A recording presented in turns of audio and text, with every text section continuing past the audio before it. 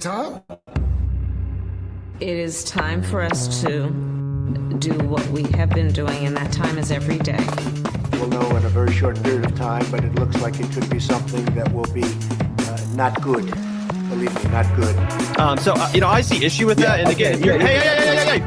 You're not going to be able to insult your way to the presidency. That's not going to happen. I don't know who created Pokemon Go, but I'm trying to figure out how we get them to have Pokemon go to the polls. I'm Ted Cruz, and my pronoun is kiss my ass. So when you think about it, there is great significance to the passage of time in terms of what we need to do to lay these wires, what we need to do to create these jobs.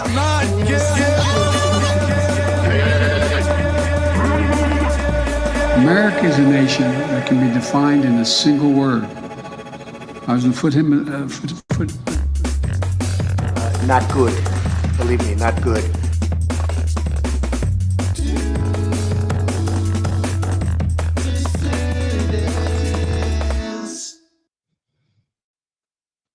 Hello, dissidents. Welcome, one and all, to a Thursday midday edition of the Do Dissidents podcast. Keaton Weiss here with Russell Dobular, of course. Hello. There's my monitor. Got that. All right. Couldn't hear myself for a minute. That would have been rough. Although if Beethoven lived with it, I guess I could. If you could compose symphonies without being able to hear yourself, then you should be able to podcast without hearing yourself. You should. I mean, Rush Limbaugh did it. That's true. Rush Limbaugh did it. Absolutely. Hey, Linguini brain. Yeah. I learned something yesterday that absolutely blew my mind. Blew my mind. I don't know if you ever knew this or thought about this, but did you know that there are radical anti-white political figures in post-apartheid South Africa? Did you know that? Hang on. In a country that had a brutal apartheid system, people are angry about it in the aftermath. Yeah, there are some people who say mean things about whites there. Yeah. I can't believe that. I never knew that. I'm so glad that Donald Trump really brought that to light, because I learned something I didn't know. In a country, I would have never thought. Who would have thought that? In a country where the legacy of apartheid lives on in the fact that this small white minority still owns most of the land. Yeah. People are angry. Holy cow. Never occurred to me. I don't, but thankfully I tuned into their joint press conference, and I learned something. I was humbled. I was put in my place, as they say. Yeah. What's really mind blowing to me also, the fact that billionaires who have robbed workers blind would have a vested interest in getting them deeply emotionally involved in an issue they never would have thought about, never would have occurred to them, by way of getting them to blame discrimination against people like themselves, white people in a foreign country, that they'd want them obsessing on something like that has absolutely nothing to do with them, instead of thinking about how the wealth of the people telling them to be obsessed with this has exploded, while they've been left with nothing, to get really angry about immigrants and discrimination against white South Africans, because you see, that's the way they're discriminating against you. Right. That's why your life sucks. It's not because these billionaires destroyed your manufacturing base, sold it out to China. They came over here. They snuck over. They're very tiny. They're very crafty. They're very silent. They just moved in, packed up our factories and moved them there. Had nothing to do with these billionaires who profited from that. Right, exactly. But this is why the election of Trump was so great, because now we get to hear, the other side of that story, which we don't hear that much. It's awesome. Not covered, right? Exactly. Yeah, white voices are not platformed. Yeah, right. Exactly. George looks like he's making it rain over there on Rumble, gifting some memberships. Thank you, George. And apparently you did so last night for the Misty Winston show. Great show last night. For those who missed it, definitely catch the replay. We'll be dropping clips tonight into the next couple days with guest Andy Worthington, great journalist, talked about the parallels between Guantanamo Bay and CCOD and the crackdown on speech and civil liberties. Great show. Great job by Misty. Great job by Jake in the booth.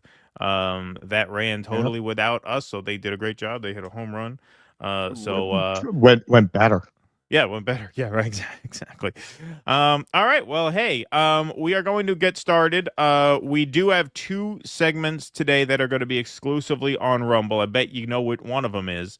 But we're putting another one over there just to sweeten the deal, just to bring you over there for a couple of segments. So we will be talking about the events of last night, obviously, which we'll probably mention those in the Piers segment because it's very unfortunate that a thing like that happens just at a moment when the argument is being won. The pro-Palestine argument, that is a really horrible thing to have happen under any circumstance, but especially given the effects of it now. But we will be going over to Rumble for that, as well as the Columbia University president getting rightfully booed at the graduation. So we got 2 great segments over on Rumble. Now, we were going to and the Barnard president. And the Barnard president, that's right. We were going to debut our new patron-only post-game feature today. So what we're doing now, because we have the Misty Winston show every Wednesday night, that really makes the patron streams much more difficult to schedule. So we're still going to do a movie night stream per month. But in lieu of a separate patron stream, what we're going to do is once a month have a patron member-only post-game, where after the main stream, we switch over to a private Rumble feed, which you will get the link to in your email. We'll do a few segments exclusively for members, and then we'll do Q&A call-in exclusively for members. We were going to debut that today, but it just so happens we're going to be doing segments on Rumble today, so we didn't want a paywall. So we're going to be doing the post-game Q&A for members only next Tuesday, and then movie night will be next Thursday. And I'm hosting the Jimmy Dore Show Wednesday and Friday, so I will be earning my paycheck next week. That's going to be kind of brutal, but I do it for you guys because I love you guys. So that's the plan. That's the plan. And I actually had some fun today and made an intermission for a change. I made an intermission, which I'll tell you more about when we get nearer. But right now, let's jump right in and get started. Okay, so Cyril Ramaphosa, president of South Africa, visited the White House, and the issue, of course, of white genocide came up. So we're going to call this segment Proving a Negative. Which is not easy to do, but we're going to do the best we possibly can. I hope Trump set him straight on the history of his country. Yes. Yeah, exactly. This is really the West at its worst. This is really an example of Western civilization at its absolute worst. And this first piece of sound here is a metaphor for how the entire conversation went. These are not necessarily in chronological order, but I think this really gives you a sense of how this went here. Donald Trump calling the situation in South Africa sort of the opposite of apartheid. Fair media exposes things, but we have a very corrupt media. They won't even report this. If this were the other way around, it would be the biggest story. Now, I will say apartheid, terrible. That was apartheid, terrible. That was reported all the time. Very unfair. This is sort of I bought 6 copies of Sun City. Yeah. What's happening now is never reported all the time. This is sort of the opposite of apartheid. What's happening now is never reported. Nobody knows about it. All we know is we're being inundated with people, with white farmers from South Africa. And it's a big problem. Marco Rubio was telling me he's never seen anything like it. The numbers of people that want to leave South Africa because they feel they're going to be dead very soon. Yes, please. So, yeah, the opposite. It's almost 60 people. Yeah. Oh, almost 60 people wanted to come. Yeah, that's right. That's right. So here we go. Now we get into the nitty-gritty. Trump scowls when reporters ask him what it will take for him to be convinced that there is no white genocide in South Africa. And Trump answers this in predictably hostile fashion and then plays what he feels is a really sick own. So let's take a look at this. For you to be convinced that there's no white genocide in South Africa? Well, I can answer that for President. It's for him. I'd rather have him answer. Yeah, I'd rather answer that. It will be. Our president will respond to you. Yeah, Thank you, Mr. President. It will take President Trump listening to the voices of South Africans, some of whom are his good friends, like those who are here. When we have talks between us on around a quiet table, it will take President Trump to listen to them. I'm not going to be repeating what I've been saying. I would say if there was Afrikaner farmer genocide, I can bet you these three gentlemen would not be here, including my Minister of Agriculture. He would not be with me. So it'll take him, President Trump, listening to their stories, to their perspective. That is the answer to your question. But, Mr. President, I must say that we have, wait. We have thousands of stories talking about it. Sure. And we have documentaries, we have news stories. And is Natalie here, somebody here to turn that? We have people who work at the 7-Elevens, at the Pet Boys. It has to be responded to. Yeah, sure. Let me see the articles, please, if you would. A lot of janitors are complaining about it. Here we go. Now I pulled the receipts. And just put this on. It's right behind you. Johan. There's nothing this parliament can do. With or without you, people are going to occupy land. We require no permission from you, from the president, from no one. We don't care. We can do whatever you want to do. Who are you to tell us whether we can occupy land or not? We are going to occupy land. Yeah. South Africa occupy land. That's who we are. We don't ever want to do. We can withdraw my membership from this useless parliament. Okay, so what you're looking at there is footage of a small political party called the Economic Freedom Fighters, the founder of which was expelled from and condemned by the majority party, the ANC. That's what you're looking at there. And we will get a little more into detail about that as we go on. But first, we shall go on, because here is one of Ramaphosa's responses to this. Even in the parliament, he was saying, even in the parliament, and they're a small minority party, which is allowed to exist in terms of our constitution. But you do allow them to take land. No. You do allow them to take land. No, they do not. Like, there's only so much you could say. You just have to refute what is a demonstrable lie. Not a single acre of land has been seized without compensation. And that party is not empowered to do anything, as we will demonstrate more thoroughly in just a couple of minutes. Nobody can take when they take the land, they kill the white farmer. And when they kill the white farmer, nothing happens to them. No, there is nothing happens to them. There is criminality in our country. People who do get killed, unfortunately, through criminal activity, are not only white people. The majority of them are black people. And we have now been utilized. The farmers are not black. I don't say that's good or bad, but the farmers are not black. And the people that are being killed in large numbers, and you saw all those grave sites, and those are people that loved ones going, I guess on a Sunday morning, they told me, to pay respect to their loved ones that were killed. Their heads chopped off. They died violently. And you know, I mean, we're here to talk about it, and I didn't know we'd get involved here, but I will say this, that if the news wasn't fake, like NBC, which is fake news, totally, one of the worst, ABC, NBC, CBS, horrible, but if they weren't fake news like this jerk that we have here, if we had real reporters, they'd be covering it, but the fake news in this country doesn't talk about that. They don't want to talk about it, but now they have to talk about it. But they won't. This won't even be a subject. They'll have him talking about why did a country give a free, think of this, why did a country give an airplane to the United States Air Force? Okay. It doesn't really want to let that go.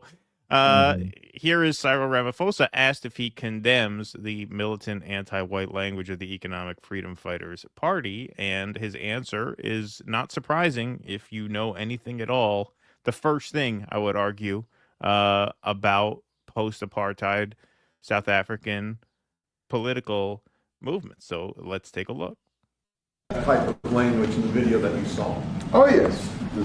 So you denounced that type of language in the video that you saw? Oh, yes. We've always done so. As government, as my own party, we are completely opposed to that. We, in 1955, adopted a document which said South Africa belongs to all who live in it. But why wouldn't you arrest that man? That man said, kill the white farmers, kill the white farmers. And then he danced, and he's dancing. And now, why would he dance after saying that? The reason he's dancing is because that is an apartheid-era song, a protest song, that the Supreme Court of South Africa actually litigated whether or not you should be allowed to sing that song because the lyrics are quite inflammatory. And they ruled that because of the historical context, singing that song did not constitute an actual legitimate threat of violence. So that has been litigated. And once again, Cyril says right there, he condemns the language of this party. The lesson of South Africa, one of the things that makes their political project as admirable as it is that they were committed and have remained committed on the state level to nonviolent reconciliation. Yes. And that is why they expelled Malema from the ANC, and that's why he splintered off and formed a small minority party. Now, do you think Donald Trump knows or cares about any of that? Any of that at all? No. No, he, of course, does not. But Dave Weigel says the EFF, Economic Freedom Fighters, is not part of the government. It exists because its leader was kicked out of the ruling party. Now, they do have some representation there, so that is not entirely accurate, but they have essentially no power because they exist in very, very small numbers. They have 1 million members in a country of 63 million people, which, again, we did a little comedic riff on this at the open of the show. You had a brutal, violent system of apartheid for multiple decades, the latter half of the 20th century, the economic legacy of which is still very much alive and well, where you have a single-digit percentage of the population being whites who own well over 70% of the land. And yet, only 1 million of 63 million have joined this radical party.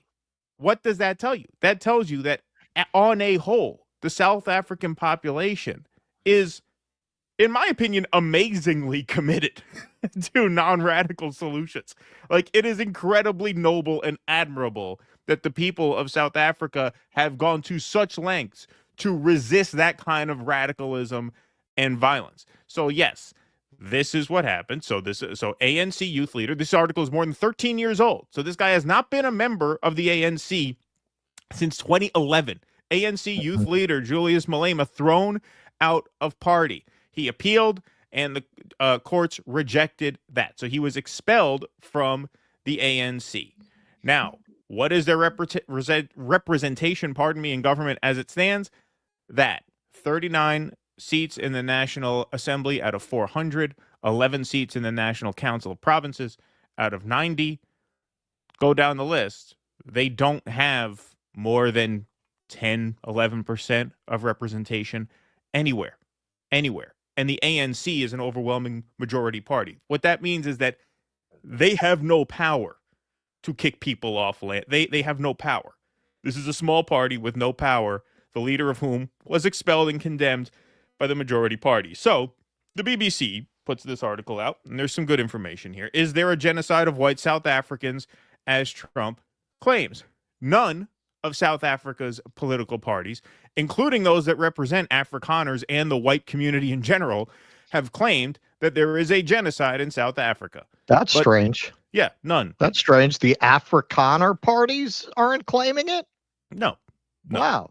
But I guess people living in the middle of America reading social media know the country better. Yeah. Well, no, this is basically the work of, and we covered this once a while ago, basically a think tank, basically a lobby group called AfriForum, the leaders of whom actually came to D.C. to lobby Trump in his first term about making a special arrangement for white South Africans. But such claims have been circulating among right-wing groups for many years. And during his first term, Trump referred to the large-scale killing of farmers in South Africa. Some white farmers have been killed, but a lot of misleading information has been circulating online. In February, a South African judge dismissed the idea of a genocide as clearly imagined and not real when ruling in an inheritance case involving a wealthy benefactor's donation to white supremacist group Boer-Legion, however you would say that in Dutch. Boer-Legion, I guess. Boer-Legion. Oh, Oh, of course. Yes, there you go. Duh. South Africa does not release crime figures based on race, but the latest figures reveal that 6,953 people were murdered in the country between October and December 2024. Of those, 12 were killed in farm attacks. Of the 12, 1 was a farmer, while 5 were farm dwellers, and 4 were employees who are likely to have been black. Okay, so this tracks with a lot of the numbers that are out there. So if we use big round numbers, and I give myself the benefit of no doubt, if I make this argument as hard as possible on myself using this math, you have about 7,000 people murdered in South Africa over the last quarter of 2024, which is very high. South Africa is among the most violent nations in the developed world, largely because of its recent history of racial strife, the economic legacy of which, like we said, is still alive and well. It's one of the most economically unequal countries in the developed world. It's far from a utopia, obviously. So 7,000 people in a quarter of a year, that tracks to about 25,000 people per year murdered. Now, let's assume that all 12 of these killed were white South African farmers who were killed in racially motivated violent attacks. That would mean, and I've heard this number before, 50 white farmers were killed last year. Because 12 times 4 is 48. Like I said, we'll round up. We'll use big round numbers. 50. Okay, so 50 people as a fraction of 25,000 total murders means that literally 1/5 of 1% of murder victims in South Africa over the last year were white South African farmers. 1/5 of 1%. Literally 99.8% of murder victims were not white farmers in South Africa. So that unequivocally is not a genocide. I mean, that is just a laughable claim that is dismissible out of hand. Now, given that, having said all of this, the argument is really being misrepresented here. Marco Rubio was grilled about this and said, well, you just have a problem with these people because they're white. I honestly don't have a problem with them at all. Here's the thing, okay? There is no genocide there. Like I said, 1 out of every 500 murder victims are white South African farmers. If there are white South Africans who feel that because the country has a high crime rate, who feel threatened by the rhetoric of this minority party who talks in very militant language about seizing land and occupying land and kicking the whites off the land, if they feel really scared of that and they feel like they would have an easier time living and raising their family here in the United States, I say, you know what? Let them in. Who cares? We got plenty of room. Golden Corral can use the business, I'm sure. Not a big deal. Let them in. I have no problem with that. I really don't. I think if we're Cracker Barrel has had a really hard time staffing in this economy. Exactly. TGI Fridays are going out of business left and right. They need customers. Bennigan's. Yeah, exactly. There are like 6 of those left. They should strategically place them near those Bennigan's. Yeah, right. Exactly. Exactly. I don't have a problem with white South Africans who are nervous about living there coming here. What I do have a problem with is the fact that we're closing the door on everyone else, but making not just an exception for white South Africans in terms of granting them refugee status, but giving them an expedited pathway to citizenship, which gives them special rights that regular visa holders and green card holders don't have, like criticizing Israel. They could come here and criticize Israel if they want. So that's the issue. I don't really have a problem that some of them want to come over here. 59 caught the first flight over here. 59 out of a population of 2.5 million. So I made a meme out of this, which I liked here. So there's a genocide in South Africa, but only 59 people wanted to flee it, wanted to escape it. I have no issue with that. What I have an issue is this special treatment.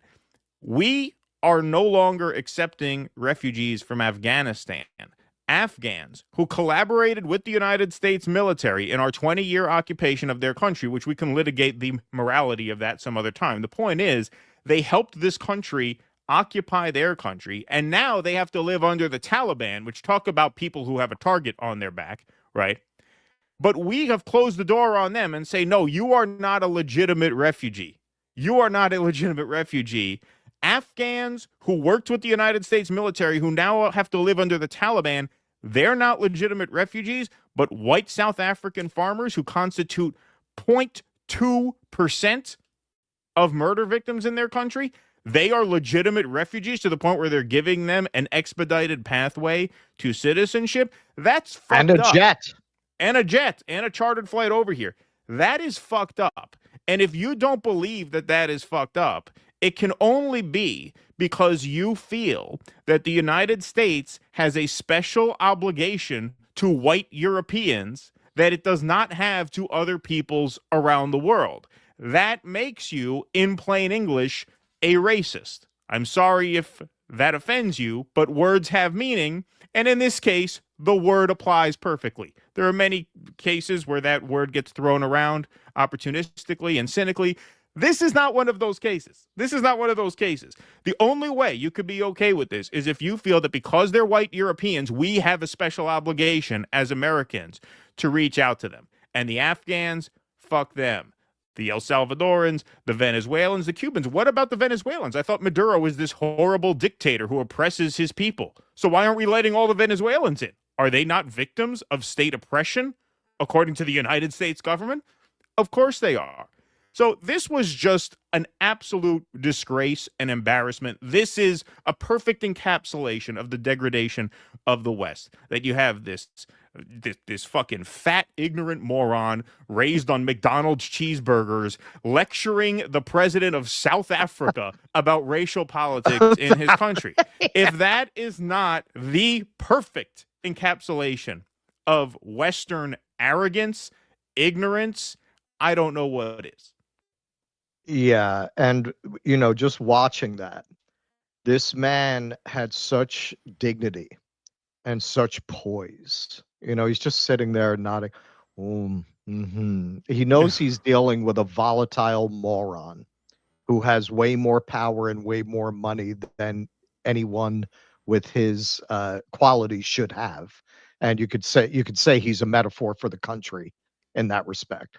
And actually watching how he dealt with Trump explains why this is even an issue, because when this exploded into the conversation, I was shocked that they had never done land reform. I honestly, to my shame, I had never looked into it. I guess I just kind of assumed. Remember, I was a teenager and a young man when all this really came to a head. I remember de Klerk, and I remember Reagan backing the South African government. And you had musicians put out the album I was referencing before, Sun City, to draw attention to it. A lot of pressure built on it. Mandela being released, and he was, as close to a canonized secular figure as you could imagine all around the world. He was just universally loved and respected. I mean, he had a moral authority. I don't think in my lifetime anyone's ever had as much moral authority as Nelson Mandela did. I mean, it was like Gandhi. I mean, everyone just respected him tremendously. We were talking about this earlier, they made a Lethal Weapon movie where South Africa are the villains. And there was no culture war there.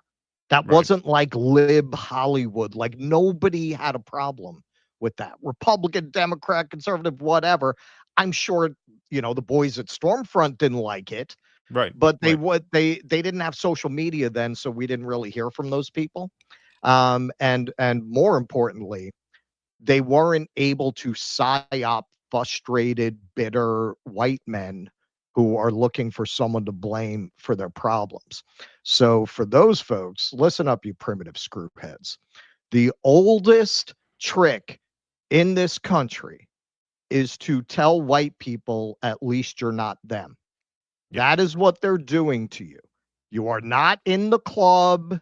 You're never going to be in the club. going and signaling your outrage about imagined atrocities against South Africa is not going to put one dime in your pocket. And when you look at the fact that so many people who know nothing about this issue, who never gave it a second thought, are so obsessed with this, many of them very anti-Zionist, and let's face it, where the Venn diagram overlaps here, a lot of those people, it's not for legitimate reasons, it's because they're anti-Semitic. But set that aside.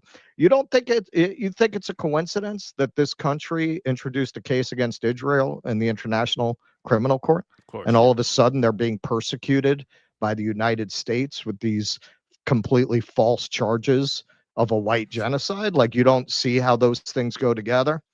I've done a lot of coverage lately about how a lot of the culture war that we see online, it's a psyop, man. It's a psyop. You are psyoped. If some American sitting in the Midwest is obsessed with the genocide of white farmers in a country they couldn't find on a freaking map, you think that's organic?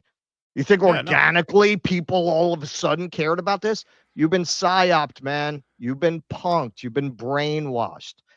The point of this is to keep you, just like it is on the other side, keeping them angry about who gets to use what bathroom, right? You know how you look at them and you say, wow, how did people get brainwashed into that? That's the point. It's a psyop. It's because they want you talking about everything but who's running away with all the money. It's the richest country in the world. So why does your life suck? It's not because of South Africa. It's because of the people telling you to worry about South Africa. Yeah, absolutely. Absolutely. And the ignorance is just, I mean, it's not surprising. It is surprising that they can repeat that with such confidence, such ignorant things. And that's where the PSYOP comes in. They show, pictures and videos of these rallies, right? And they say, well, that's not a small party. Look at the size of that rally. It is a small party. It's 1 million out of 63. Right. It's less than that's what the facts are about that party. Right. The facts are about that party is that they have 10% of representation if they're lucky, depending on the locale, right? But it is a small minority party that was founded because its founder was expelled from the majority party. And yet they'll say, look at the government saying that the genocide white farmer. No, that's not what that is. It's just not what that is. And you're right. It's not a coincidence, the timing with the ICJ case, because as that BBC article referenced, AfriForum lobbied Trump in his first term to do something about this. And we didn't have this reaction then. What changed? Well, what changed is they sued Israel. That seems to be not a coincidence, in my opinion. All right, we're going to move right into the second part of this segment. So we just did a segment about Cyril Ramaphosa's visit to the White House, but there was a certain side story here. Alex Jones picked up on this. Watch Elon Musk stare down the genocidal leader of South Africa today at the White House.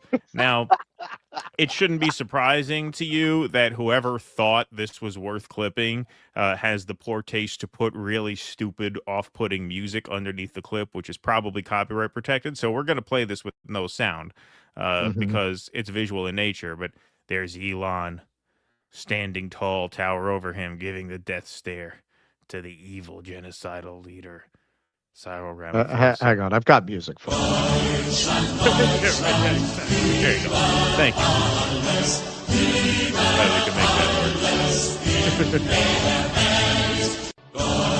work. There we go. Fits perfectly. Fits perfectly. Thank you for that. Good idea. So there he is, staring down Cyril Ramaphosa. Now you want to see brainwashing. You want to see a psyop. We'll get to that in just a minute. But I had to post this here because what do I say? I say Alex Jones is the Cenk Uygur of conspiracy theorists, right? He's the conspiracy theorist with the big channel and the big microphone and the bombastic personality. And he's basically charisma. The Charles Manson of conspiracy theorists. I'm sticking with Cenk Uygur. I think that's a perfect comparison because that's essentially what he is. A lot of genuine, like, real red-pilled conspiracy people kind of see him that way. Yeah, he's the milquetoast guy. He's good. He puts on a good show, whatever. Here's David Icke. Here's a real conspiracy theorist, David Icke.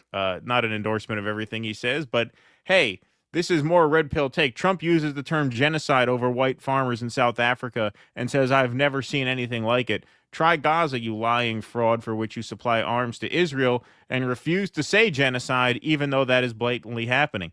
Damn. All right. Damn. All right. That's a committed conspiracy theorist. Should have called him a audience reptile. captured. Yeah, right. Exactly. There you go. Nice job, David Icke. But now here we go. Okay. Elon Musk was fuming in the Oval Office, says MAGA Pulse today. Locked eyes on South Africa's president during his meeting with Trump.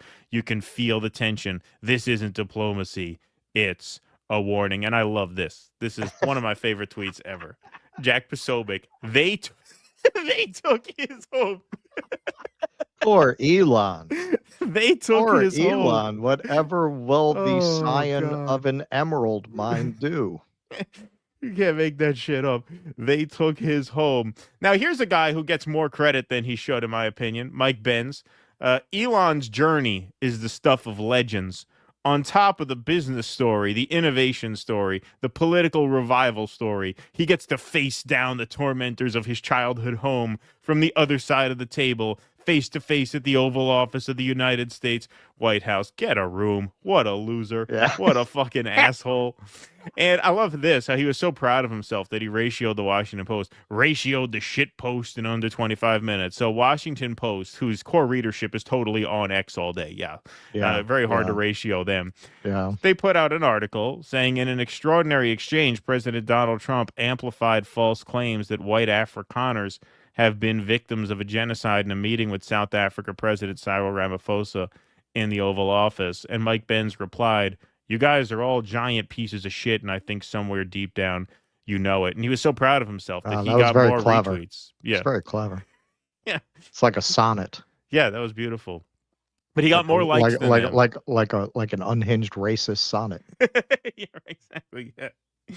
He got more likes than them and more retweets than them, and he was very proud of himself. So he screenshotted that and bragged that he ratioed the shitpost in under 25 minutes. And I thought that was news. So I said, breaking, lots of aggrieved white people on X. Who knew that? Who knew that? But I mean, that's where you talk about people just being psyoped and manipulated into absorbing and in some cases reposting or disseminating or regurgitating the most obvious warped bullshit you could ever hear. They stole his home? Really? Cyril, so the black president of South Africa stole Elon Musk's home. Think of how insane a statement that is. But these are the leading influencers of this movement. And then they want to say, no, we're not racist. We're just misunderstood. I'm sorry. That ship has sailed. That ship has sailed. You have done nothing to disprove the fact that you are driven by irrational white grievance since January 20th of this year. You've done nothing to dissuade people that you are motivated first and foremost by, yes, a white supremacist grievance. And that's exactly what this is. This is cartoonishly absurd. It is cartoonishly absurd. I mean, you couldn't make it up. I would not have thought of this if I were writing an absurdist farce about a movement going mask off racist once they take power. I could not have thought of this white South Africa shit. It's beyond my imagination. And yet here they are. Yeah, it never even occurred to me for movie night. We try to do kind of politically dissident films. I never thought I would be considering a Lethal Weapon movie or movie night, but it's all of a sudden become relevant to look at how insane this is. Like there was such a just basic consensus in the country, and that's why you're right. I mean, it's not even something that you could have dreamed up, that people would be running around defending white South Africans. And you know where you really see the inherent racism of the perspective? You'll very often get racist white people will talk about crime in Haiti without ever examining the fact that the Western powers never forgave them for having the world's only successful slave revolt and immediately put sanctions on Haiti after its independence to destroy its economy. It had been a very wealthy colony and would have continued to be so if the West had not retaliated against them. The banks were forcing them to pay reparations for seized land into the 40s, and American banks took over the maintenance of those debts with interest across the centuries. Like, it's insane what they did to Haiti. And then they'll say, see what happens when those people are in charge.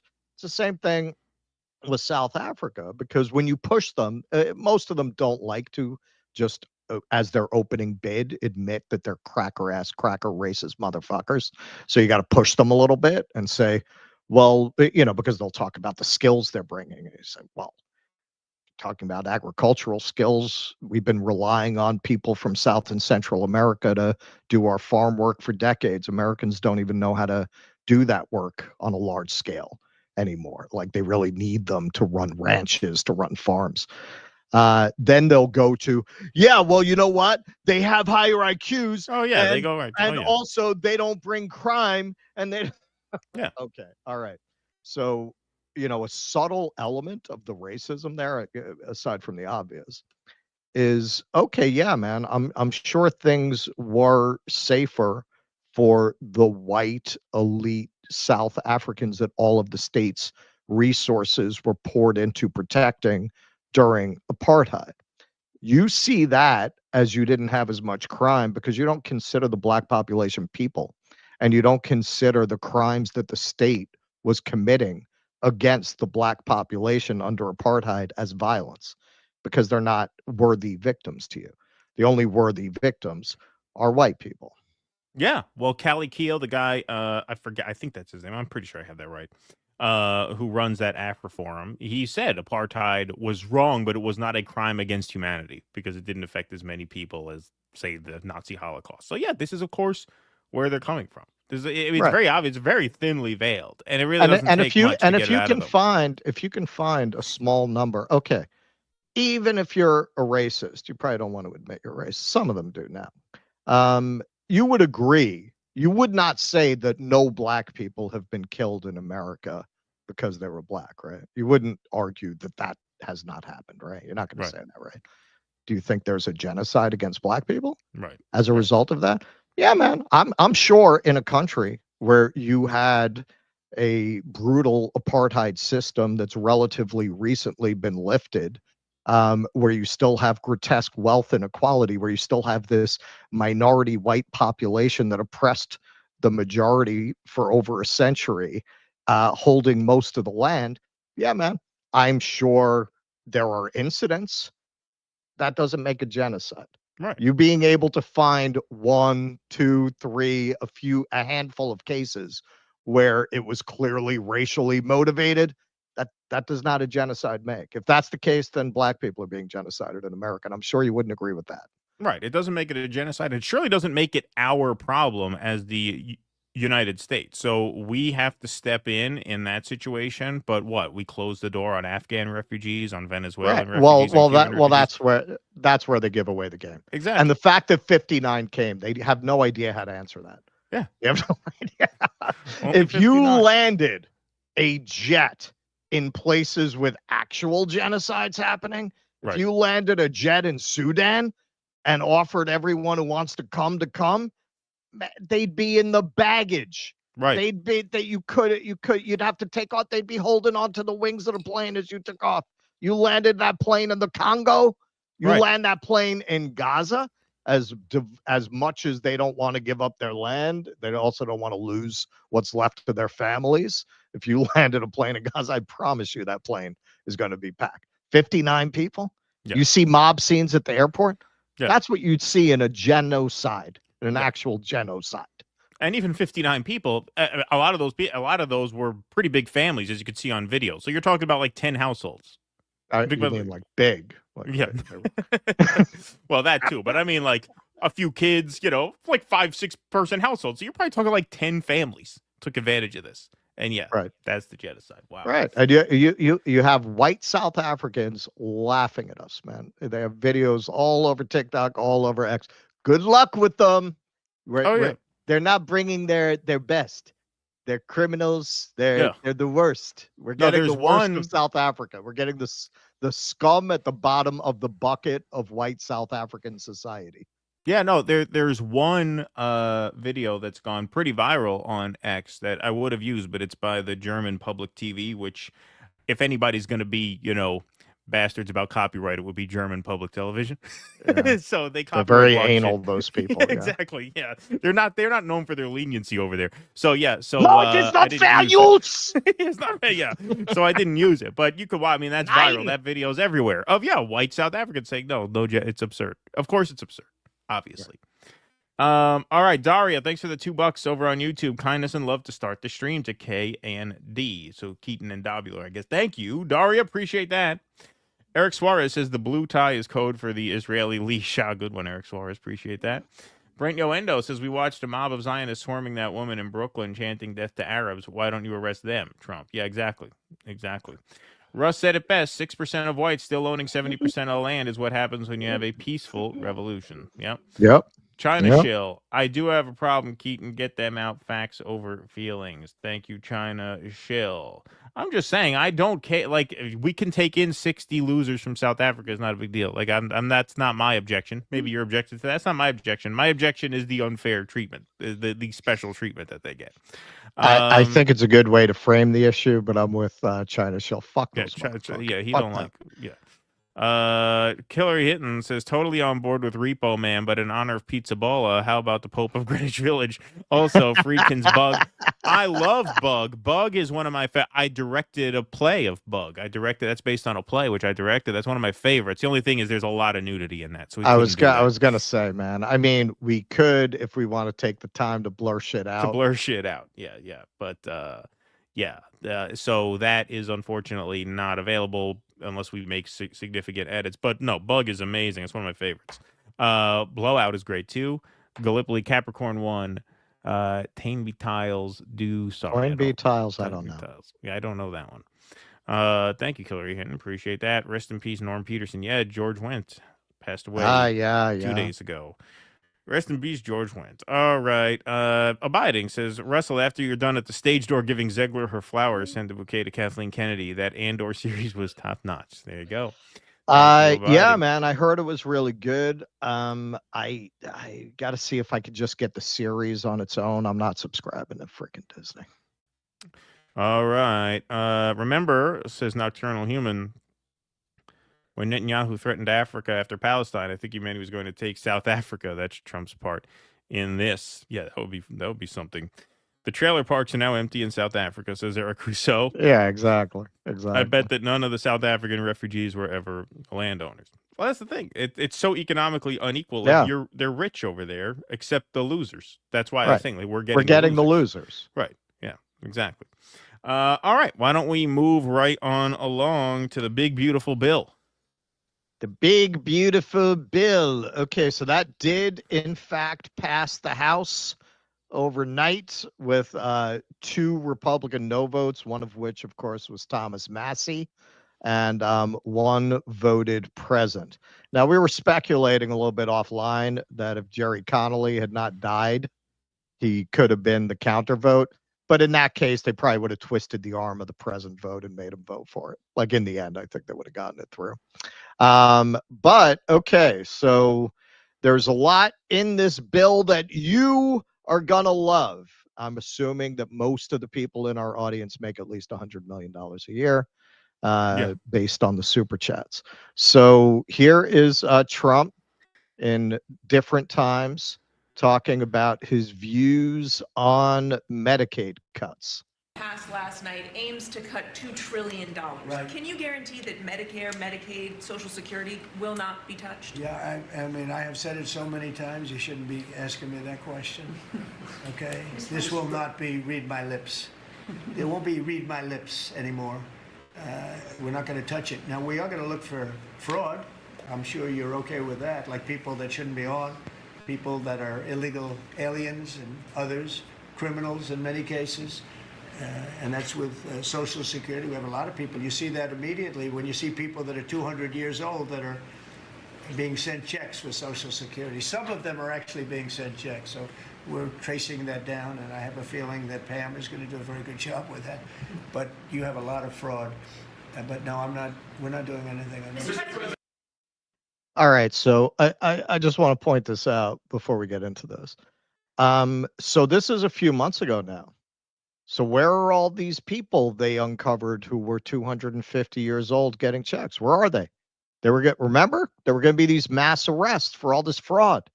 And if there's ever been an administration that would love to perp walk a bunch of people who were illegally getting checks, who are claiming to be 250 years old, it's this crew. Oh, yeah.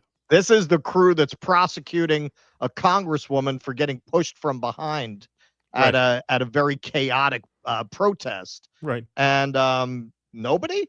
I remember this just disappeared. It went down the memory hole. I remember they were floating. Elon was floating that somebody under multiple Social Security numbers and names was getting hundreds of checks, and they were going to arrest a person. Where is it? Where are all these arrests? So what he's saying there is complete bullshit. And that's where you know that this immigrant thing is a red herring. There are not millions of immigrants getting Medicaid, getting Social Security, illegal immigrants. There are not millions of people. He has to say that in order to put in place mechanisms that are going to destroy Medicaid and make it very difficult for people who are on it to maintain it and for people who need it to get it. And the excuse they're going to use, they'll say, see, we didn't cut it. We didn't cut it. They're just going to make it so difficult to get that in essence, it's going to cut it. And what's all that for? As we will see, it's to give tax cuts to billionaires and millionaires. That's it. That's what all of this is about. It's not even going to bring down the deficit. It's going to raise the deficit, actually. So here is Steve Bannon, who has been speaking out about this since it was first raised. Medicaid, essentially 880 billion, whatever it is, to the middle class. Well, hold it. He's not on. And Trump is clearly conflicted on this. He's got Elon Musk on this shoulder and Steve Bannon on this. Right. Or maybe it's Tucker Carlson. I don't know. Right. But he has. Well, Tucker not on the economics. He has different perspectives on the economics. On both Medicaid and the tax cuts. He watches the show. He knows where I stand. We send the staff a lot of information. And the Jason Millers in the world that are not in. Remember, there are many prominent people that give advice to President Trump, Boris Epstein, Jason Miller, who are not in the administration. Scott Bessent was a contributor on our show. Navarro was a co-host. Russ Vogt was a contributor. So it's not that we lack for these things. And President Trump, I think that shows you the difference. The Republican Party that you talk about with Grover Norquist is dead. Okay, the electorate has totally changed. We haven't changed the apparatus on Capitol Hill. That's why we still have these fights. They want to cut $880 billion out of Medicaid, right. And you can't do it because MAGA is on Medicaid because there's not great jobs in this country. Bessent was a contributor. They put that guy in front of a mic on his show. He's not the most compelling speaker. But hey, man, Bannon calling it right there. A lot of MAGA is on Medicaid. Look at the map. Look at the map. So the darker it is, the more the population is Medicaid. The darkest, it's 30% or over. So yeah, you got blue states in there like California and New York, but you got red states, swing states. You got Louisiana, Alaska fits that category. New Mexico, which is a swing state. And then if you look at the next darkest level, that's over 25%. It's a lot of red states, man. You got Indiana in there, Iowa. This is a lot of red states. We also have those close swing states, Pennsylvania, Michigan, North Carolina. I mean, a lot of electoral votes there. Yep. This is a lot of MAGA people. We'd get really screwed if these policies go through. In a lot of ways, it's suicidal. And this is why I say Reaganomics is really this zombie idea that cutting taxes for rich people is the best way to make an economy work. It's never worked. All it's done is increase social instability, destroy our infrastructure, destroy our civic society. And they're just going to keep going in this direction, man. It's really incredible. Like the rich have never had it better, and you're going to take this kind of a political risk, and I would say really a suicidal political gesture if you actually go through with this, just to give more to people who don't need it. It's really, really amazing. Right there, you see it. 71% of Trump voters oppose Medicaid cuts. Even if you're not on it, you probably know somebody who's on it. You probably have family members who are on it. So Bannon, I think this tells you the fix is in. So Bannon, this is a week after that other clip, starts talking Trump's language. Illegal immigrants, that's what it's about. Proponents of not cutting Medicaid to the bone because... Let me start that at the beginning. I'm one of the proponents of not cutting Medicaid to the bone because you've got a ton of working class people on Medicaid now because the jobs have been shipped overseas and they don't have insurance. Mm-hmm. But when you know you get 2.5 million plus illegal aliens on it, no illegal alien in this country should be on Medicaid, full stop. And that you got the able-bodied that are not even doing basic checks because of what Biden put in, and that wasn't going to start to 2029. That's just not right. This is what you got to remember when Steve Bannon makes these populist noises. He's in the club. He's in the club. It's a big club, and you ain't in it. That's right. He knows the boys want him to help sell this, and so what's his job in the ecosystem? To be the one who understands the struggles of working people. That gives him a plausibility to sell this bullshit that there are 2.5 million immigrants on Medicaid. Where's he getting that from? What's his evidence? He's just saying shit, but that's his job, man. He's selling it because he doesn't want to be out of the club. Gets kicked out of the club. And he says in the other clip how there's this kind of rift between the class position of the MAGA base and the policies of the Republican Party. Well, you only perpetuate that by gatekeeping in this way, by saying, well, yeah, I mean, yay, look, I guess we have to, because what if the immigrants are on Medicaid? What about the able-bodied moochers? Like, if you're just going to manufacture consent for it, why bother pointing it out in the first place? Well, that's his job. Right. That's his job. We have our fake people on the left, the pod save guys whose job it is to sheep herd people back into the Democratic Party, but complain about them between elections. Crystal, Kyle serve that function in indie media. This is what that looks like on the right, to be like a fake populist who wrangles support for the policies that you claim to be against. Yeah, I'm against it in principle, but I'm for it in practice. Right. Okay, so this was Trump's comment on this. Medicaid, do you want work requirements phased in next year? Do you think Here's what I want on Medicaid. We're not touching anything. All I want is one thing. 3 words. We don't want any waste, fraud, or abuse. Very simple. That's waste, all. Fraud, abuse. Other than that, we're leaving it. Medicare, we're leaving it. All we're after, and this is for the good of it, is a lot of waste, fraud, and abuse. That's all we're doing. We're not touching it. The Democrats are going to destroy it. Thank you very much. Oh, boy. Black is white, up is down, peace is war, freedom is slavery. It's just very Orwellian, man. Everything is just black is white, up is down. All right, so a little bit about what's in this. House GOP lawmakers are proposing nearly $1 trillion in cuts to Medicaid and food stamps. Here's who could be impacted. A sizable share of the U.S. population depends on these programs. More than 71 million people are enrolled in Medicaid, and roughly 42 million Americans receive food stamps, according to the federal agencies that oversee them. About 1 in 5 Americans access one of these programs, or both. Hospitals would also feel the financial fallout of the Medicaid cutbacks, which could prompt some to raise their rates for those with job-based insurance and others to close their doors. One of the things that those of us who were really fighting to prevent this fascist takeover of the government via the perhaps misguided route of the Bernie Sanders campaign were saying is, these middle class people who are arguing for Hillary and are arguing for Biden, they're going to realize what they did when their own savings are gone, when their 401ks are gone. That's when they're going to realize that they were on the wrong side. And at that point, it's going to be too late. Who are those people whose jobs cover their insurance? Now you're talking middle class, upper middle class people. You're going to get hurt by this. It's not just poor people. It's everybody who's not rich. States would have to shoulder more of the costs of operating these programs, which could force them to make some tough decisions. Among their options could be slashing enrollment, benefits, and provider rates in Medicaid, or pulling back on residents' access to food stamps.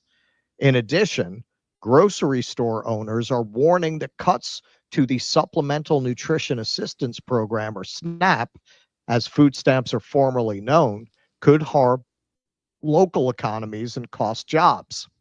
The proposals would strip Medicaid coverage from more than 10 million people over 10 years, though some are expected to find health insurance elsewhere, such as through their jobs or the Affordable Care Act exchanges, according to an earlier CBO analysis released last week. Overall, an additional 7.6 million Americans are projected to be uninsured in 2034 because of the Medicaid provisions. Now, update to this. They added 42 pages of amendments to the bill since this article was written. And one of the compromises they did to get the real budget hawks on board was to pull back the date for this work requirement to go into effect. It was originally 2029. They pulled it back to 2026. So actually, they're saying this is over 10 years. That timeline is probably collapsed now. The work requirements could put 11 million people at risk of losing their nutrition assistance, said Ty Jones-Cox, Vice President for Food Assistance for the left-leaning Center on Budget and Policy Priorities. That includes 4 million children who live in families that could see reduced aid if their parents no longer qualify. Grocery store owners are also sounding the alarm, highlighting that food stamp recipients plow their benefits back into the local economy. Food stamps funding supports about 388,000 jobs and more than 20 billion in wages, and results in more than 4.5 billion in state and federal tax revenue, according to the National Grocers Association, which represents independent grocers. Okay, so this is Don Bacon, who shepherded this bill to its final form. Really, really proud of his work here. Is the cuts to Medicaid and nutrition assistance. $880 billion to Medicaid and $300 billion for nutrition assistance. In my district alone, that translates to 119,000 people on SNAP and 200,000 people that are going to lose their Medicaid. These are serious damages. And not to mention that this is providing a $5 billion price tag to our national debt. All for what? To give, again, tax breaks, massive tax breaks, to the wealthiest billionaires in our country. How do you explain that? Because those numbers are going to be clear. There will be cuts. So the question is how big those cuts are for the neediest people, as to the congressman's point, like I said, I've worked tax cuts at the top. I've worked this hard to protect the most needy. So on SNAP, those cuts are work requirements for able-bodied adults without small children. And the other costs aren't really cuts. It's 25% of the cost of SNAP is being transitioned to the states. Right, which places a financial burden on the states. Optimal. So for Nebraska, there was going to be an $84 million a year bill to do SNAP. I got it down to $30 million. So at some point you got to declare a victory with the one you have. But I would say that there's actually not cuts to those who need SNAP. It's work requirements, and then the state's paying up a part. I can say the same thing about Medicaid. We're not cutting those who need it. It's work requirements. Yeah. So what they're doing is they're setting up the system to make it very difficult to get benefits, and also to put all the incentives in the direction of states denying the benefits. So they're drastically cutting the amount that they subsidize these programs for the states and putting it on the state. So he's saying it's not a cut. Well, it is a cut if the state can't pay for it, Of right? course, right. You're putting it onto the state. But the most devious element of this is if the state is found, according to their judgment, to have over a 10% fraud rate, then you get much less help from the federal government. I can't remember the exact number. So what does that do? That incentivizes them to deny coverage. Right, exactly. Because God forbid they get deemed as overrun with fraud, and that's it. Now they're in an even worse position. So this is all just a tactic to cut it and be able to say, no, we didn't cut it. We're just making able-bodied people work. Yeah, this is going to impact students. This is going to impact the disabled. They also got rid of, Biden had passed something to streamline the application for if you qualify for both Medicaid and Medicare. They're getting rid of that. Why would you get rid of that? Why wouldn't you? You don't want to take it away from people who need. So what's your rationale for not making it easier for people who qualify for both to apply? Because you want less people to qualify. You want to make it as hard as possible for people to get this. And again, they're going to say it's about deficits. Yeah. The reason the bond market crashed, as we'll see in the next, or the yield spiked, is because when they got to look at this bill, Wall Street doesn't care about poor people. It's not like they're morally aghast. They looked at it and they said, holy shit, this is just going to add 3 to 5 trillion to the deficit. They're not cutting the deficit. So what was all this about? It's about giving more money to the already rich and destroying the lives of the poor and even a good portion of the middle class. I could just go into the next part. What do you want to do? Yeah, just give me a brief minute. That it's just important, I think, to put in perspective that this is the only developed country on earth where this is even a conversation to be entertained by the public. Of course. Right. In every other developed country on earth, healthcare is guaranteed by the government, virtually free at the point of service. With very minimal exceptions, and the exceptions are minimal in cost. So this is the only country that would even tolerate a debate like this, right? I mean, every other advanced country, healthcare is included in your tax dollars. Here, we're having a debate as to how hard we're going to screw people who can least afford health insurance. Right. It's sick. Yep. It's sick. So we've been told that all of this is about we have to save the country by reducing the deficit. So here is Elon. He talked quite a lot about this, about how this is what it was all about with Doge, man. They're doing it for America. They're doing it to save America because these deficits are bad for everybody. To people that this is a very important point. If we don't solve the deficit, there won't be money for medical care. There won't be money for Social Security. We either solve the deficit, or all we'll be doing is paying debt. It's got to be solved, or there's no medical care, there's no Social Security, there's no nothing. It's got to be solved. It's not optional. America will go bankrupt if this is not done. That's why I'm here. That's why he's here, man. He's doing it for you. All this I did for thee, all that. But hey, I haven't seen him suggest higher taxes on people like himself, right? He's such a patriot. Well, we need to really not renew those Trump tax cuts because these deficits are out of control. He doesn't say that, right? Well, who did say this math isn't mathing? The bond market. The Republican spending bill is sending yields soaring and creating a major market headache. Here's a tweet about this. They spiked over 5%, which for the uninitiated, that is very, very high. That's very unusually high. Bond rates for the 30-year have not been over 5% since about the turn of the 21st century, not consistently. If you are wondering why stocks just all went down at once, and they did, like mid-afternoon, all of a sudden the market went down. We just had a horrible bond auction in the United States for our 20-year treasuries.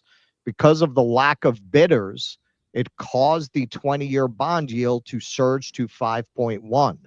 Credit market is screaming for help right now. So understand, it's pretty simple. If you're higher risk, you pay higher interest, right? Because you have to give a higher interest rate to entice people to want to take on your debt. Once the bond market got a look at what this bill was going to do in terms of the deficit, nobody wanted to buy the treasuries, and it spiked the interest rates. Now, that affects you in terms of credit card rates, mortgage rates. The credit markets are going to take their cues off of this. It's unlike a lot of what goes on in Wall Street. It's not just between the degenerate gamblers. This actually affects you. Thomas Massey commented on this tweet. Here's a sign of what's in store if the big, beautiful bill passes. Congress can do fantasy math, but when investors put money on the line, the math gets real. Bond markets are already demanding higher returns because Congress isn't serious. The Fed no longer controls rates. In other words, the whole market holds its breath every time Jerome Powell announces, the chairman of the Fed, what he's going to do in terms of lowering or raising interest rates. That's a way of controlling what you pay for mortgages, and it's a crude instrument that is used to cool demand if inflation is high. That's why we've had high interest rates for several years. That's been his way of trying to cool business activity in order to bring down inflation. What Massey is saying here is, well, if the bond market is going to do this, it doesn't matter what Powell thinks.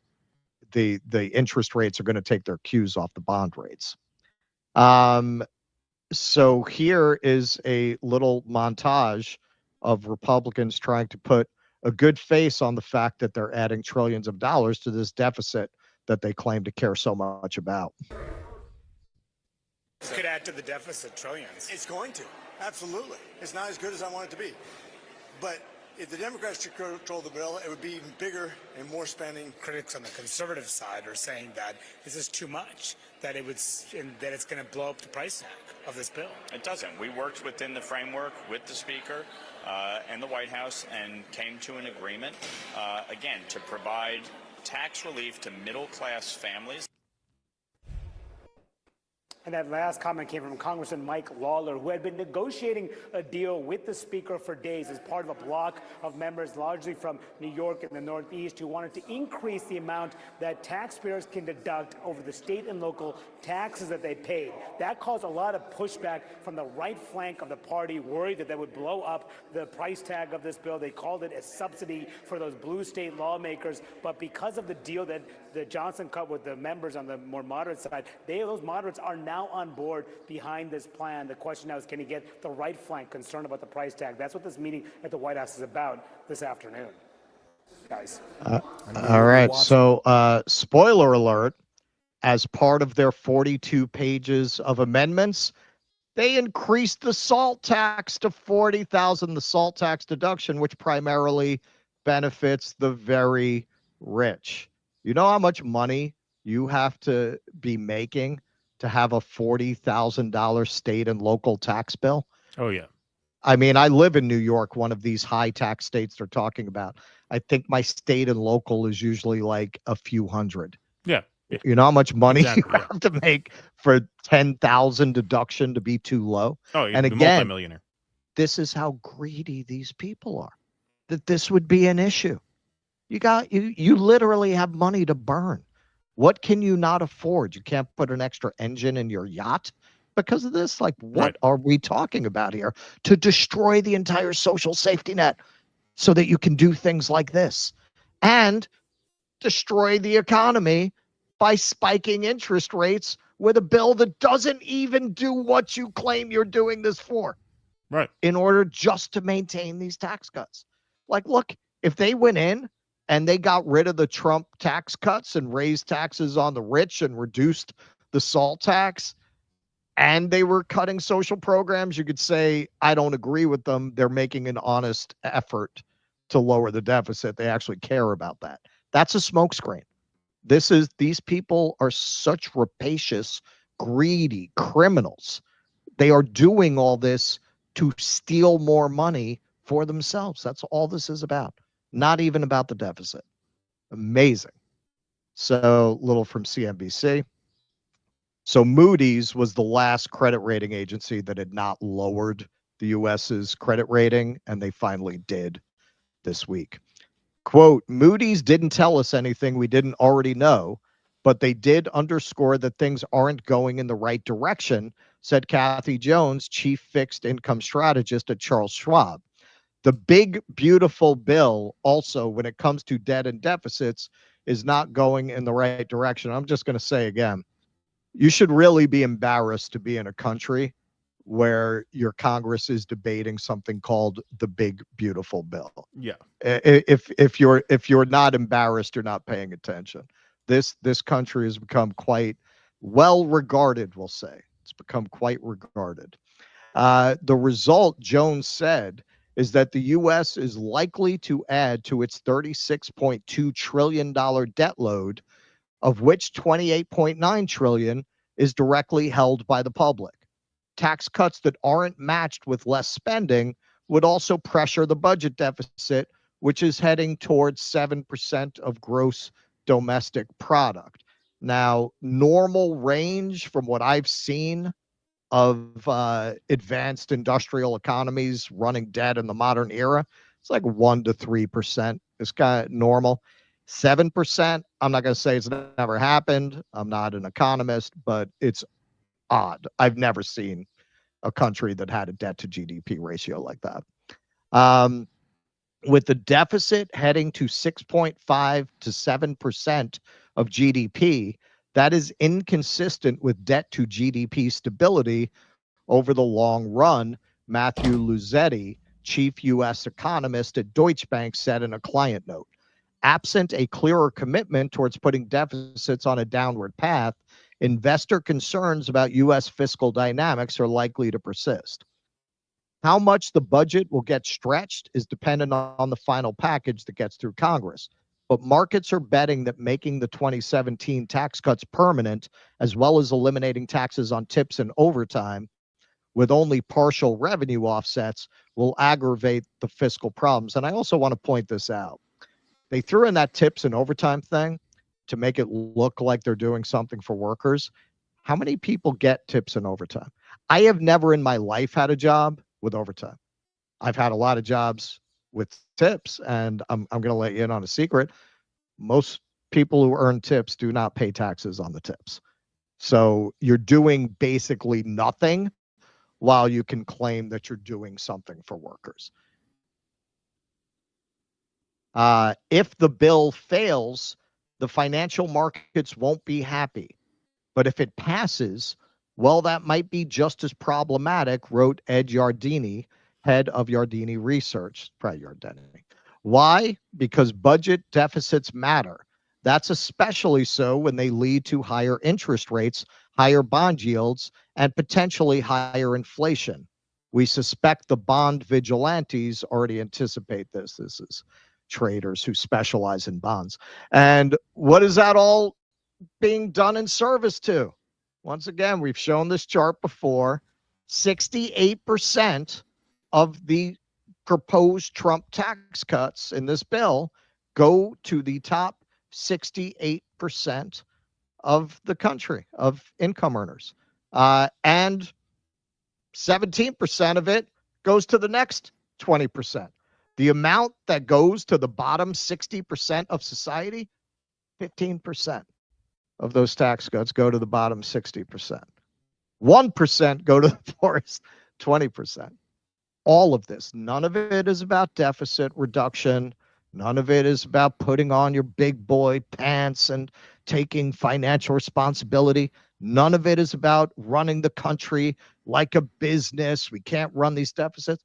It's all a smokescreen. It's all smokescreen. This is about making you truly a peasant. This is really about establishing once and for all a feudal order in this country where the vast majority of people are struggling, starving, impoverished, sick, desperate, and disempowered. That's the key. Disempowered. They are using this bill to establish a feudal system where almost all of the wealth in the country goes to a very small ruling class who keep you distracted fighting about statues and South Africa and bathroom laws. They're going to keep you all fighting about that, thinking you belong to something by aligning with this or that, while they're robbing you blind, and your condition gets increasingly desperate. But by the time people get together and say, hey, we got to fight these people, it's going to be too late. They're going to have AI surveillance. I almost did a story this week about how New Orleans, of all places, I don't know how they finance this. It just came out because the Washington Post filed Freedom of Information Acts. They were surveilling the public with Face ID, first city to ever do it. They didn't tell anybody about that. By the time people unite against them, you're gonna be living in a surveillance state where you're not going to be able to sneeze without them knowing about it. That's what this bill is about.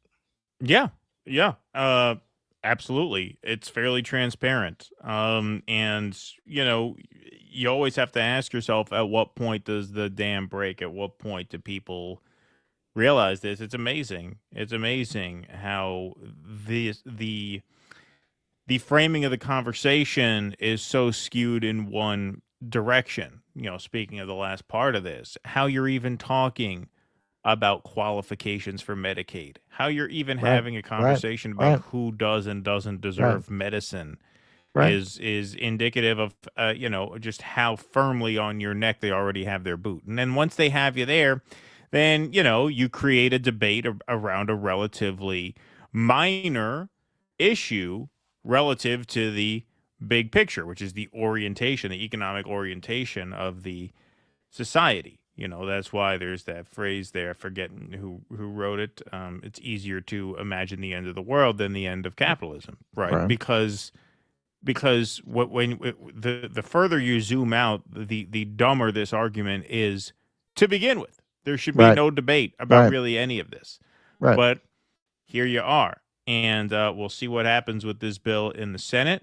There are going to be some hurdles there, but they were able to clear this through the House by charming who? The blue states, purple district moderates with that SALT tax, which, I mean, if that doesn't tell you everything, I don't know what does. Who owes $40,000 in state and local taxes? Right. That tells you what it's for. That's where they had to pull out all the stops to get the people representing those constituencies on board. The people representing the poorest districts in the country weren't consulted about this. Hey, what do you think about, you know, throwing people off of Medicaid? They don't care. Right. Yeah. Of course not. Of course not. And the fact that originally they wanted this to kick in 2029, so they'd be past even the presidential elections. Right. Exactly. They were able to pressure them into doing it 2026, which will be right in the midterms and before the presidential elections. You know, I guess they're figuring they'll be able to gin up enough BS about white genocide in South Africa to get their chuds to come out for them again. They're just going to roll the dice and chance it. They feel like they've got this rare opportunity to completely destroy the lives of the working and middle class, and they're not going to pass that up. No, they are not. That is true. All right, folks. So we're going to take a quick pause for one of our dissident sponsors. So I'm going to step away for a sec. Sure. Here on Do Dissidents, we often highlight artists who forge their own path, and John Koah, known as Koah, Koah, has been doing just that for a long time. A seasoned solo acoustic rock artist and guitarist with over 2 decades performing and years playing live in Los Angeles. Koah is a longtime listener of this show, and his ambitious forthcoming 34-song collection, A to Z, is both a social commentary and a personal one, a powerful expression of his unique voice and a musical response to the times we're living in. This extensive project, with Koah playing all the instruments and mixing the tracks for a unique retro-modern sound, unfolds alphabetically. A to Z will feature some rarely performed covers such as Dr. My Eyes, Bronnior Stomp, and Give Me Shelter. Those are some of the tracks on this forthcoming epic album. So while awaiting the A to Z album, you can hear some of Koah's tracks, 2 of his latest studio singles, a cover of Bob Dylan's Like a Rolling Stone, and the pop-leaning core on Spotify, Apple, X, and YouTube. So his YouTube channel is youtube.com/@JohnCoa, or you can access all of his links to all of his socials at this handy link here, dudissidents.com/Coa. That takes you right to his website, which is coa.audio. But that makes it super easy to remember, dudissidents.com/Coa. So please go and check that out. Some great music over there, and support our dissident artists. Okay, we got Mark Pugliese. I worked on South Africa divestiture at Rutgers while I was there in 77, 78. Oh, big up to you, Mark Pugliese. It was only after the celebrities took up the cause that it succeeded. Thank you, Mark. Appreciate that. Yeah, that was back when people liked celebrities. Yeah, right, exactly. Exactly. Wasim Garani, thanks for the $5, says recommend Cry Freedom for movie night. It's about Steve Biko and his unaliving by South African secret police. Yeah, that was he was beaten to death, as I understand. Yeah. Reaganomics. Peter Gabriel did that song about it. Yeah. Reaganomics was already proven failed in the 1920s. Thank you, Janice Anderson. Appreciate that. M. Harry, 24, thanks to the $4.99. I don't think it's pro-cope to see those videos of stadiums, people chanting kill the Boer, and think they may be in a bit of trouble. Love you guys. Well, they represent, like I said, a minority party, and that was litigated in the courts. But hey, like, look, if that makes you uncomfortable, we got plenty of room in Oklahoma. It's fine. I don't care. I don't care. It's fine. Just don't shut other people out. By the way, Wasim Garani, the supposed suspect of the embassy work made a statement. No mention of MSM or IDF shutting at EU delegation at West Bank, and no mention of Israel police running over a Palestinian child in Jerusalem. Thank you, Wasim. Russell seems like a magnetic fields kind of Gen X. Ah, interesting. Nah, they're too quiet for Russell. I think the magnetic fields. You ever listen to Magnetic Fields? You know, you're so off base. I don't even know who you're talking about. They're an indie band. They're a great band. I love the Magnetic Fields. They're really, really good songs. He's a great songwriter, Stephen Merritt. Yeah. But that's not Russell's thing. Russell's a metal guy. Yeah, I'm a Magnetic Fields kind of millennial. Like classic rock. Right. You know, with metal, I've explained this because people asked me about this before. It was very much the people I was hanging out with growing up were really into metal. Right. I found it repetitive with a couple of exceptions, and particularly Iron Maiden. I really liked Iron Maiden because they were I found them much more creative and inventive musically. A lot of those bands were just hard chords. Right. Again and again. You'd have the power ballad, and the rest of it was kind of like thrashy. There you go. Noah Goop says Alex Jones exists for the purpose of making anyone at all red-pilled on 9/11, Iraq, COVID, etc. look like a lunatic, racist, scumbag, douchebag. Yep, that's what a lot of people are saying. The proof is the lack of proof, yes, of the white genocide, indeed. Trump is orange and blue today in honor of New York Knicks playoff run. That's right. Did they win last night? I didn't even check that. I didn't even check if they won last night. I know the Yankees won last night. Put Trump saying he's dancing in the new intro. Yeah, that might be good. He's dancing. I wonder if Afrikaners are the world people Trump wants to settle in Gaza Freedom Zone. Ah, good one, Nocturnal Human. Appreciate that. For all the people being gifted memberships, what does that get them? Is that access to your locals? I don't know if that is the same thing. I'll have to ask Rumble about that. I don't really know what that is. It could be. I'm not sure. What membership is, if they're Rumble members. But thank you for that, Nocturnal Human. Appreciate that. And thanks to O. George. I understand that you dirtbags are white South Africa genocide deniers, but do you condemn Hamas? Thank you, Hillary Hitler. Trump is establishing the white race caliphate, the protector of the Aryans worldwide. The white genocide isn't real. Unsubbed. I'll take my Crusader profile pic and Cheeto fingers elsewhere. Thank you. Dude, we get that, man. It's the most pathetic shit. I'm sorry. Like, I've seen some pathetic meltdowns in my life, but the South African people are a special kind of stupid, man. Oh, yeah.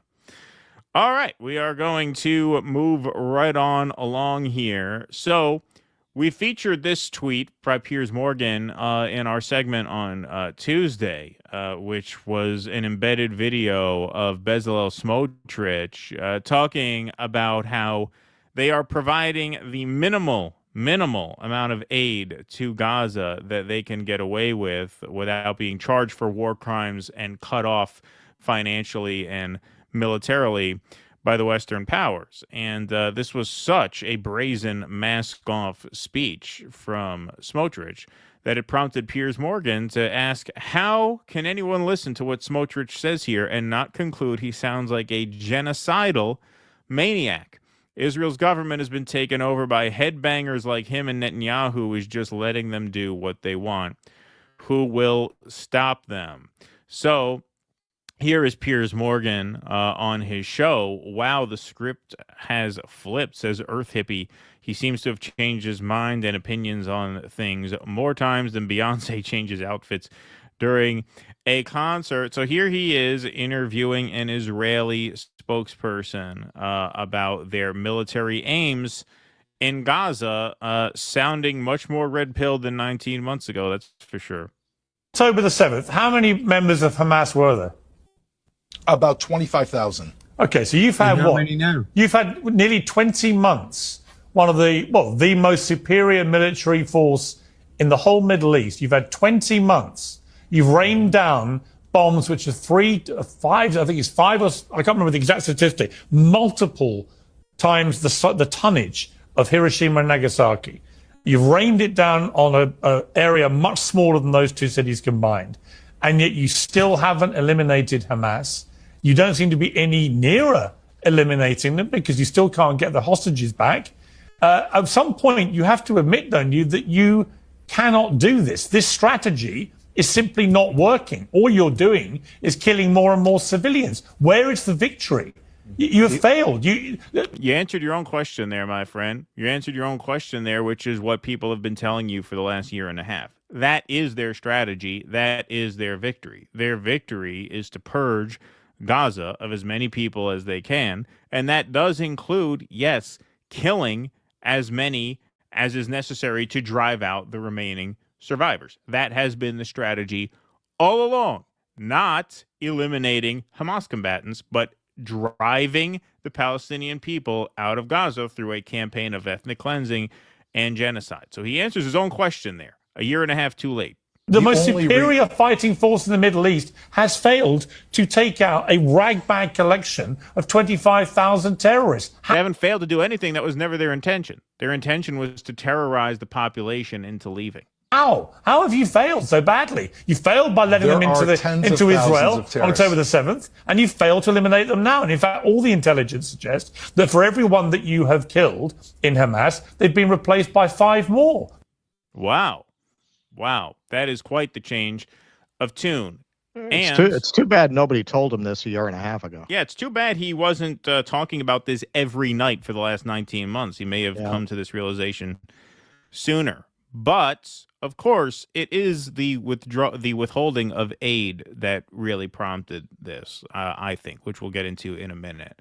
But here he is, just basically bending the knee to Mehdi Hasan, saying, I have come around to your position. I resist no more. We are in agreement. To Uncensored. Mehdi, welcome back to Uncensored. Listen, you and I have talked about this war in Gaza for ever since it started, this phase of the 75-year conflict. And I have resisted going as far as you have done in your criticism of the Israeli government. I resist no more.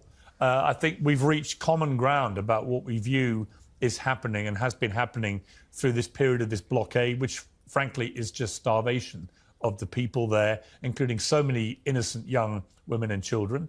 And I think that the incessant bombing and killing, and we don't know how many civilians have been killed, but it is on a daily basis. It looks like hundreds of people every day, with no apparent attempt, it seems to me, to have any real plan for how this ends or what happens when it ends, other than if you look at what Smotrich has been saying, probably the most right-wing member of a very right-wing government, he is talking in a genocidal language about kicking all the Palestinians out. So I think you and I have reached a place in the last few weeks where we are in agreement. But my question for you, Mehdi, is How does this end? I don't know the answer to that question, Piers, and I'm glad we're in agreement. I wish we weren't. Actually, I wish I had been wrong and you were right. I wish that a year ago when I said on your show, you said, well, if it's not about the hostages, what's it about? And I said, it's about depopulating Gaza. It's about conquering Gaza. I wish I'd been wrong. But as you said, Bezalel Smotrich, the finance minister in the Israeli government, said this week, we are there to conquer, cleanse, and remain. Those are his words. We are disassembling Gaza, he said. We are leaving it as piles of rubble. He says, we're doing something that no one's done in the world before. He bragged out loud, and he said, yes, the Gazans will have to leave. So, yep, that's right. That's right. Now, look, you know, those of us who have tortured ourselves this past year and a half by absorbing as much of the news as we can and packaging it and disseminating it for the purpose of getting the word out to as many people as possible. By us, yeah, I'm talking about Russ and myself in this context and our friends in the creator side, but I'm also talking about you in the audience. You guys who are here in the chat, you have social media presences. You know, you might not have the reach that we have, but you do the best you can with what you have to get the word out. So I'm talking about all of us as one in this sense. It is astounding to us how it could have taken a guy like Piers Morgan 19 months to come to this realization. How could you have not been tripped off to this immediately? In late October, Israel leveled a refugee camp. They killed hundreds of people, saying they were after one Hamas commander, and they couldn't even confirm that they had struck him. When a bomb landed right near a hospital, and they said that was a misdirected Hamas rocket. Remember that? Remember when they had to lie about firing on a hospital? Well, now there are no hospitals left in Gaza. What about when they laid siege to Al-Shifa Hospital? That was a major story at the time, claiming there were Hamas tunnels underneath it. And the Washington Post, not World Socialist website, the Washington Post, a paper of record, did a whole expose about how they found no evidence to substantiate the IDF's stories about tunnels, active tunnels under Al-Shifa. How could those have not triggered this kind of response in Piers Morgan? Well, that's a mystery that we'll be litigating, I think, for quite some time, and it's probably case specific depending on who you're talking about. When it comes to the withholding of aid, the withholding of food for 11 straight weeks, that is proof beyond even the other examples. I guess it was obvious to most of us what Israel's intentions were from the very beginning of this. But when you withhold food for more than 2 months straight, you are not, there is no like human shield defense that you can make there, right? You are expressing in no uncertain terms a willingness to collectively punish the entire population because you know zero food aid is getting through. That, I believe, is what has caused this. And obviously the fact that people in our space and people in the audience and people on the streets and on campuses and in workplaces have been making a lot of noise about this, that gets guys like Piers Morgan closer to the point where they can say, you know what, I have come around. It took a lot longer than it should have taken, but I always go back, you know, this is why I say protest really does work. They wouldn't go as far as they have to try and dismantle and discredit the pro-Palestine protest movement if it didn't work at all. And I know we've all fallen into despair from time to time about the efficacy or lack thereof of these protest actions because it seems like it just falls on deaf ears and goes nowhere. If you watch No Other Land and you watch the co-director of the film, who's one of the villagers in the occupied West Bank, talk about he's just going to keep coming back and peacefully protesting every week, no matter what, no matter how useless it feels. You can draw a lot of inspiration from that, and you should. And we're going to talk about this more in detail on the Rumble side, but that's what makes the events of last night at the embassy so horrible, because shit like that sets you 10 steps back, right? Engaging in nonviolent, legal protest and discourse does work. It does work, and there will be justice for this, but it has to come in that way. That's how you win. What do you think Piers Morgan is going to be talking about later tonight? He's going to talk about that's Right. that's Exactly. the horrible thing about that. Yeah. That's what makes it especially horrible as a political act. It's obviously a horrible act in and of itself, but that this demonstrates that, you know what, even when it's looking really horrible, you could still make an impact. Now, of course, the tweet Piers Morgan turns on Israel, of course, he goes and says Piers Morgan turns on Israeli government, not Israel. Qualified a little bit. To which I replied, I wish I had my response here. I thought I had it. I said, maybe in 19 more months you will come around on that too and finally criticize Israel. But sorry, the reason I monologued there is because I wanted you to get a chance to read your response to this, to give your take. So go ahead. So this was Russell's response to this, which I thought was very well put. Yeah, I gotta say, my proofreader Ellen Jemerson pointed out to me that "damn" was misspelled too late for Twitter. Too late. You only have like an hour to edit it. Yeah, this is why you should not type fast. Send. Hey, it was so good. Really, very few people gave you shit about it. I'm amazed because you have so many grammar and spelling Nazis in social media who live for that shit. That's how good it was. That's how much they liked it. Finally, the dam is bursting. The day when all of the genocidal Zionist pigs will have to answer for their Isreal hiding through the live-streamed mass slaughter of the Palestinian people is almost upon us. There will be severe consequences, economic, social, and professional. Good luck taking down all the sick shit you fuckers have been posting since 10/7. Good luck convincing anyone you didn't know what was going on, as so many Germans tried to do after the war.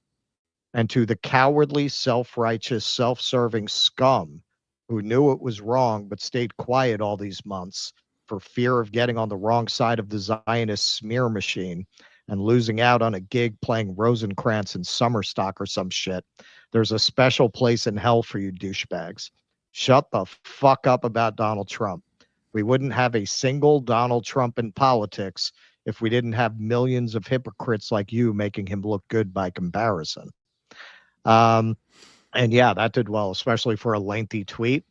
And then the events of last night were not helpful. I wrote that, like right before that happened. Yeah. And yeah, you're right. You're right. I mean, whatever your views are on that, people who know a thing or two about revolution, the communists, they are always very skeptical of taking that kind of action as a kind of isolated individual thing and not as part of an organized movement towards a revolution. Like to just go out there and do something like that. All you're going to do is invite a crackdown by the state, and you're going to give them more credibility than they had. To your point about protest, yeah, people get frustrated. Notoriously, political activists burn out very often. I think it's important. Hey, I'm not. I'm skeptical of, self-indulgent ideas about self-care.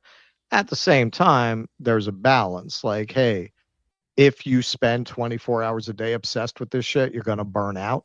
Like, you do need to do certain things for yourself in order to be able to go the distance. Sprinters aren't needed. Marathon runners are needed. Do what you need to do to run that marathon, because yes, it does make a difference in the long run, but you have to realize being a Cassandra is the gig. Unfortunately, that's the gig. That's always going to be the gig. You're always going to be on the right side a couple of years before everybody comes around to your point of view. Right. They'll never give you credit. They'll never admit that they were the same people arguing vociferously with you and calling you a traitor, a terrorist, insane, a wastoid, a leftoid. They'll never admit that they called you those things 2 years ago. But that's the gig, man. That's the gig. Your only comfort is that you're doing the right thing and you're trying to be a good person in the world and you're trying to help people in very bad situations very often, like the Gazan people. And, take comfort in the community of other activists, find other people who are on that same journey. But yeah, man, that's the gig. What do you think this is going to be the last time? Think this is going to be the last time? Nobody's going to listen to you as an activist, and you're going to have to sit there and watch the ship go into the iceberg for 2 years until everyone comes around and all of a sudden says what you've been saying for 2 years as if that's what they were saying all along. That's the gig, man. That's the activist gig. And in the end, you know when it pays off? When Assange gets freed. Right. That's when it pays off. And in the end, even though what happened last night is deeply counterproductive and it's a big setback, in the end, our efforts are going to triumph here.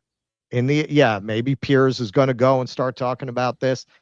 The narrative shift, I don't think can go back. If you look at most of what's being said about this on social media, I want to be careful, we're on YouTube, but most of it is not all of a sudden there was a change in the direction of the conversation. The only people who are really taking it that way are the usual suspects who took it that way yesterday afternoon too. Well, yeah. I'm not seeing a lot of people all of a sudden shift to being sympathetic towards Zionism. Well, the reason for that too is because the pro-Palestine movement is very smart about not engaging in violent rhetoric or anti-Semitic rhetoric on these campuses and at these protests. That's what makes the smearing of them so Orwellian, right? Because they are generally very careful.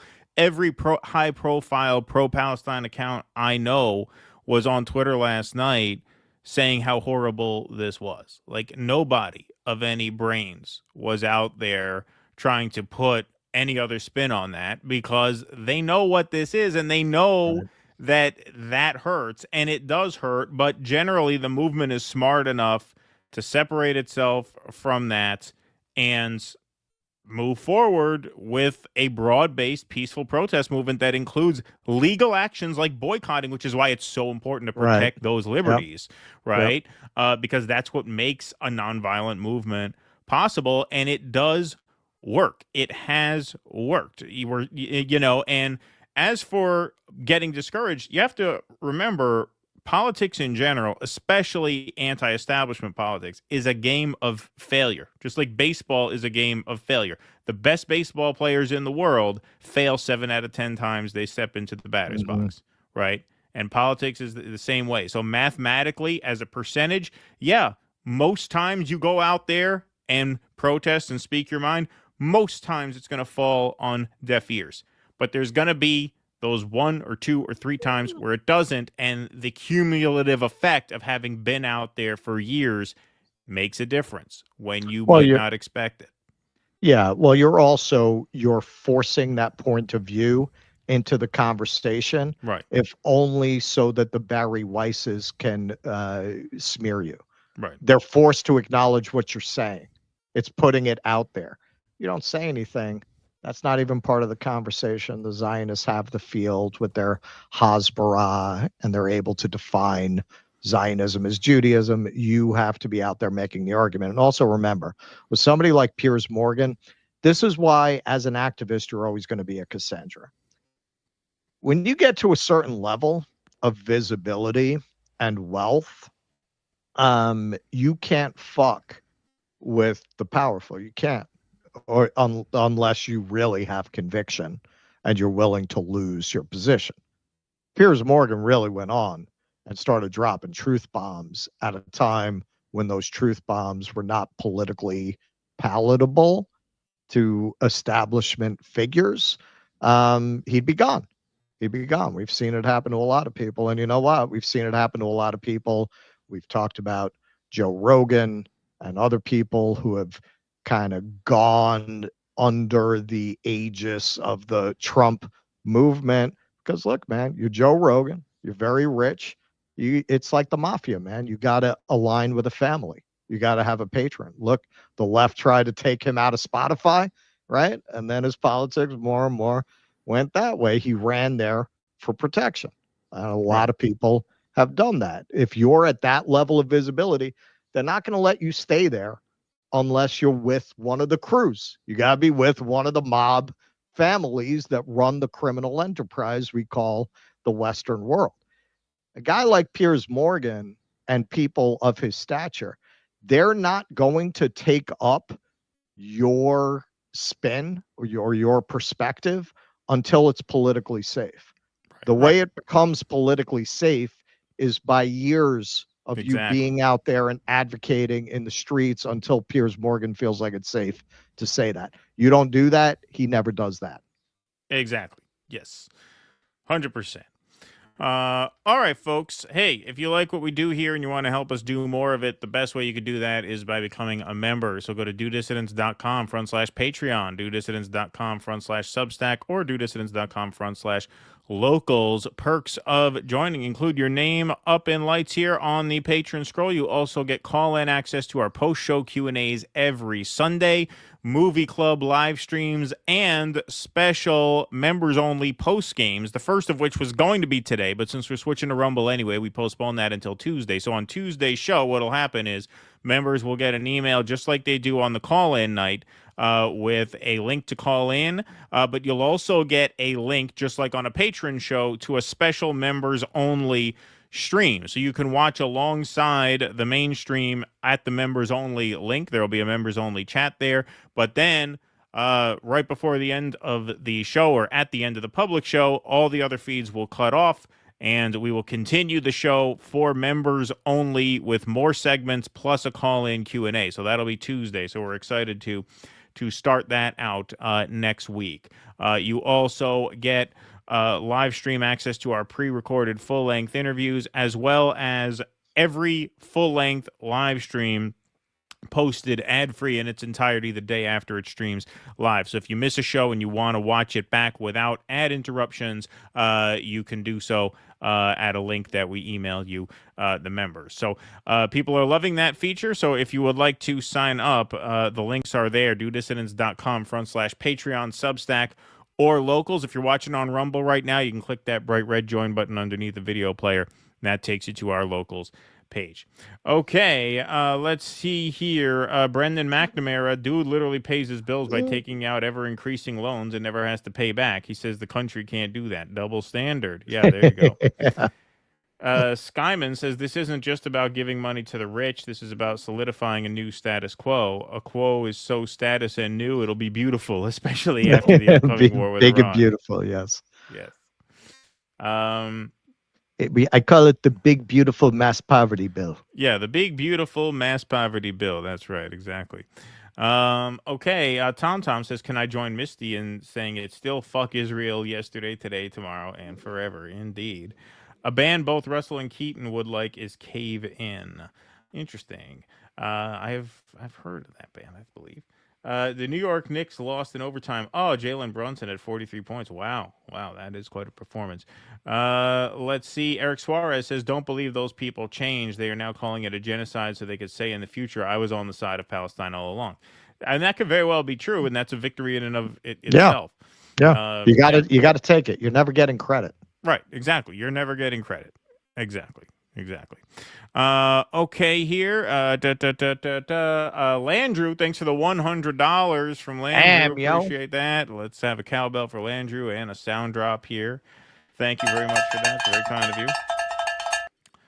Seeing an image of starved dead children keeps me sleepless. I love you for taking the hard path of truth. You and your audience give me hope for a better world. Much love and many hugs. Free Palestine. Thank you, Landrew. Thank you, appreciate that. Thank you. That was very kind of you. Landrew is dead. Yes. Liddy B. Chuck Schumer's book defines anti-Semitism as hating Jews or anything Jewish. I hate gefilte fish, so I regret to inform you that I'm unsubscribing and going to watch 70 hours of Daryl Cooper. There you go. Thank you, Liddy B. China Shill Russ, I also have to disagree. It's standard Republican position that no one in America is killed from being black. Racism is over, and they're all criminals anyway if killed by cop. Yeah, that is a common perspective amongst that group. Yes. For sure. Yes, it is. Let's see. Vito P says, put myself through hell. Listen to the entire Miss Rachel catalog of songs. Could not find any anti-Semitism. Cancer sucks. You guys rock. Well, thank you, Vito P. Okay, I gotta say, man, this is probably, if I were to have like small children, this would maybe literally be the hardest thing for me. People think of, the crying and the late nights and all that. When I've gone to friends' houses and they have kids, the children's programming drives me fucking crazy, man. It is like a spike in my head listening to that children's programming, because it's made for kids, it is what it is. Right. But because they want to watch or listen to the same shit over and over again, it's like a nightmare. It's like a nightmare. It's like, it's like you would be locked in this room with a crazy clown playing this stuff. Like, that's how it is. I went to his house on Thanksgiving. I was like, can't take it. Yeah, you just tune it out after a while. I mean, you're grateful that they're distracted, because they but don't you get the earworms because they make these songs to be very simple? So then it gets in your ear when you keep hearing it, and then it's in your, I love you, you love me. It's just, you can't get it out of your head. I thought it would bother me before I had kids, but it doesn't once you do. Once you do, you're just, I guess, the whole way you interact with your surroundings changes. But, like that when they watch that stuff, it's just like that's when you have a couple minutes to, yourself, right? Because they're occupied. So that's great. It's a break. It's an easy bargain to make. Once you have kids. But yes, prior to that, it's one of the things I dreaded was like, oh, I'm going to have to listen to a lot of this stuff. Right. Yeah. But so like everything else, like the crying and everything, if it's your kid, just doesn't get to you that way. Well, I mean, the crying is annoying. I'm not going to lie and say that. I mean, Miss Rachel is better than crying. It sounds more soothing than crying. Yeah, I'll say that. I'll give her that. Well, Miss Rachel, I haven't seen her children's content. She seems like she would not bother me. Maybe I'm biased because of her baseness. Right. She is based. That's right. Yes, for sure. Mark Pugli says, Russell, that was a dumb mistake. What was a dumb mistake? I don't know. You're talking about something we covered? Piers got permission by Rupert Murdoch to flip on Thank you, Wasim. Appreciate that very much. Eric Suarez says liberals will support our revolution in the future after we are all dead. Yeah, that's right. They'll say, yeah, we were here all along. That's right. Exactly. Absolutely. All right, let's move right on along. Megyn Kelly versus Jake Tapper. All right. You know these are dark times when like the light story is cancer. Like this is like, let's take a break from the heaviness of the news. Let's talk about prostate cancer. Let's talk. Well, this isn't really about prostate cancer. No, I guess about not. Tapper's book. So you might remember a very different Jake Tapper than the one you've been seeing making the rounds today, desperately hoping you're going to forget this Jake Tapper. But let's be reminded about what this Jake Tapper was saying about Joe Biden's mental state until he decided to profit from the media dropping the ball and stab all his peers in the back.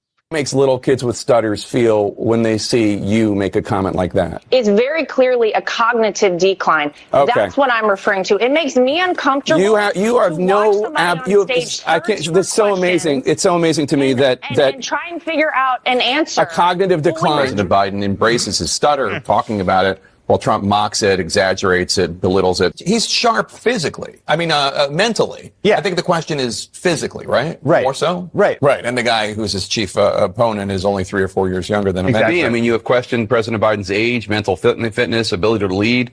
Of those supporting Biden, you said, quote, shame on all of you pretending everything is okay. You're leading us and him into a disaster. Do you worry that you damaged him at all? I don't doubt that you got hugs and handshakes behind closed doors today, and maybe even publicly, some of them because they like you personally. But I've heard a lot of really nasty stuff about you from your Democratic colleagues. Sure. I mean, just like, what is he thinking? Exercise in narcissism. I mean, false claims to the Wall Street Journal about President Biden's mental fitness and acuity. He's 81, and his memory, it doesn't seem great. It's not horrible, but I don't understand the outrage. Quote, behind closed doors, Biden shows signs of slipping, unquote. The Wall Street Journal is owned by News Corp, which is run by the Murdochs. Beyond the headline, there is some critical nuance here. The article is mostly based on observations of Republicans, with former Speaker Kevin McCarthy the only one going on the record. They do note in the article that most of the criticism comes from Republicans. Have you heard any concerns from anyone who has met with President Biden about him seeming a little slower? No. The Russians are trying to make us and the public not trust our election integrity. Joe Biden has dementia, all this stuff.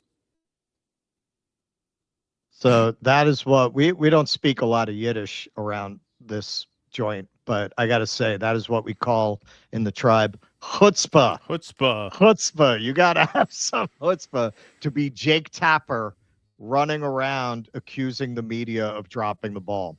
So Jon monetizing Stewart, it. And monetizing it. Well, Jon Stewart did a little monologue about how CNN are promoting this book like it's their job. And, usually what you want from the news is for them to report this kind of thing when it's actually relevant. Breaking news in our politics lead and a brand new excerpt from my upcoming book with Axios' Alex Thompson. It's called Original Sin. I'm not sure if you've heard of it. It's on Biden's decline. It's called Original Sin. I'm sure you've heard on May 20th. That's Tuesday. Original Sin. That's coming out in 3 weeks. On May 20th. That's just 19 days away. In 1 week and 1 day. Coming out in just a few days. Comes out Tuesday. You will not believe what we found out. Don't news people have to tell you what they know when they find it out? Isn't that the difference between news and a secret? So Jon Stewart at his best there. Here's what Chris Cuomo had to say about this. When it comes to Biden, you know how I feel. You didn't see and hear his obvious diminished capacity. What we mentioned here at News Nation all the time, this is a shocker. And now the narrative gets a nudge from a book that is about deception and a cover-up.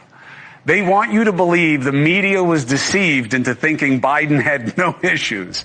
Don't count me in on that. I knew, okay? And it was no secret because you knew too.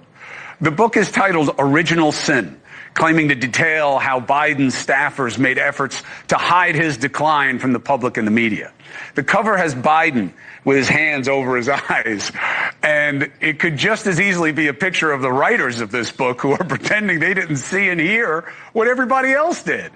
And look, I do believe the book is a cover for something, and it's a cover for something that's much more serious to me than Biden's age and stage ever were.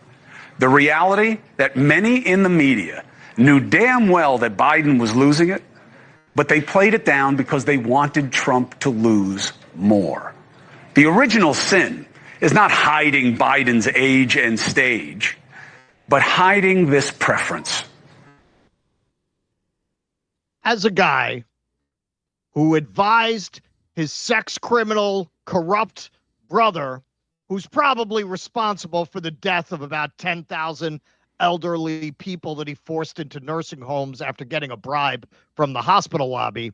As a guy who went on CNN, covered my brother and did prop comedy with him, running cover for his corruption, I know what a cover-up looks like, and this is the legitimate article. Yeah. Well, it's also also he has a hard-on for CNN because they fired him. So the fact that this is Tapper's book, that makes it a lot more fun for him to do this. Yeah, I mean, he's right, but he's also a hypocrite in his own right.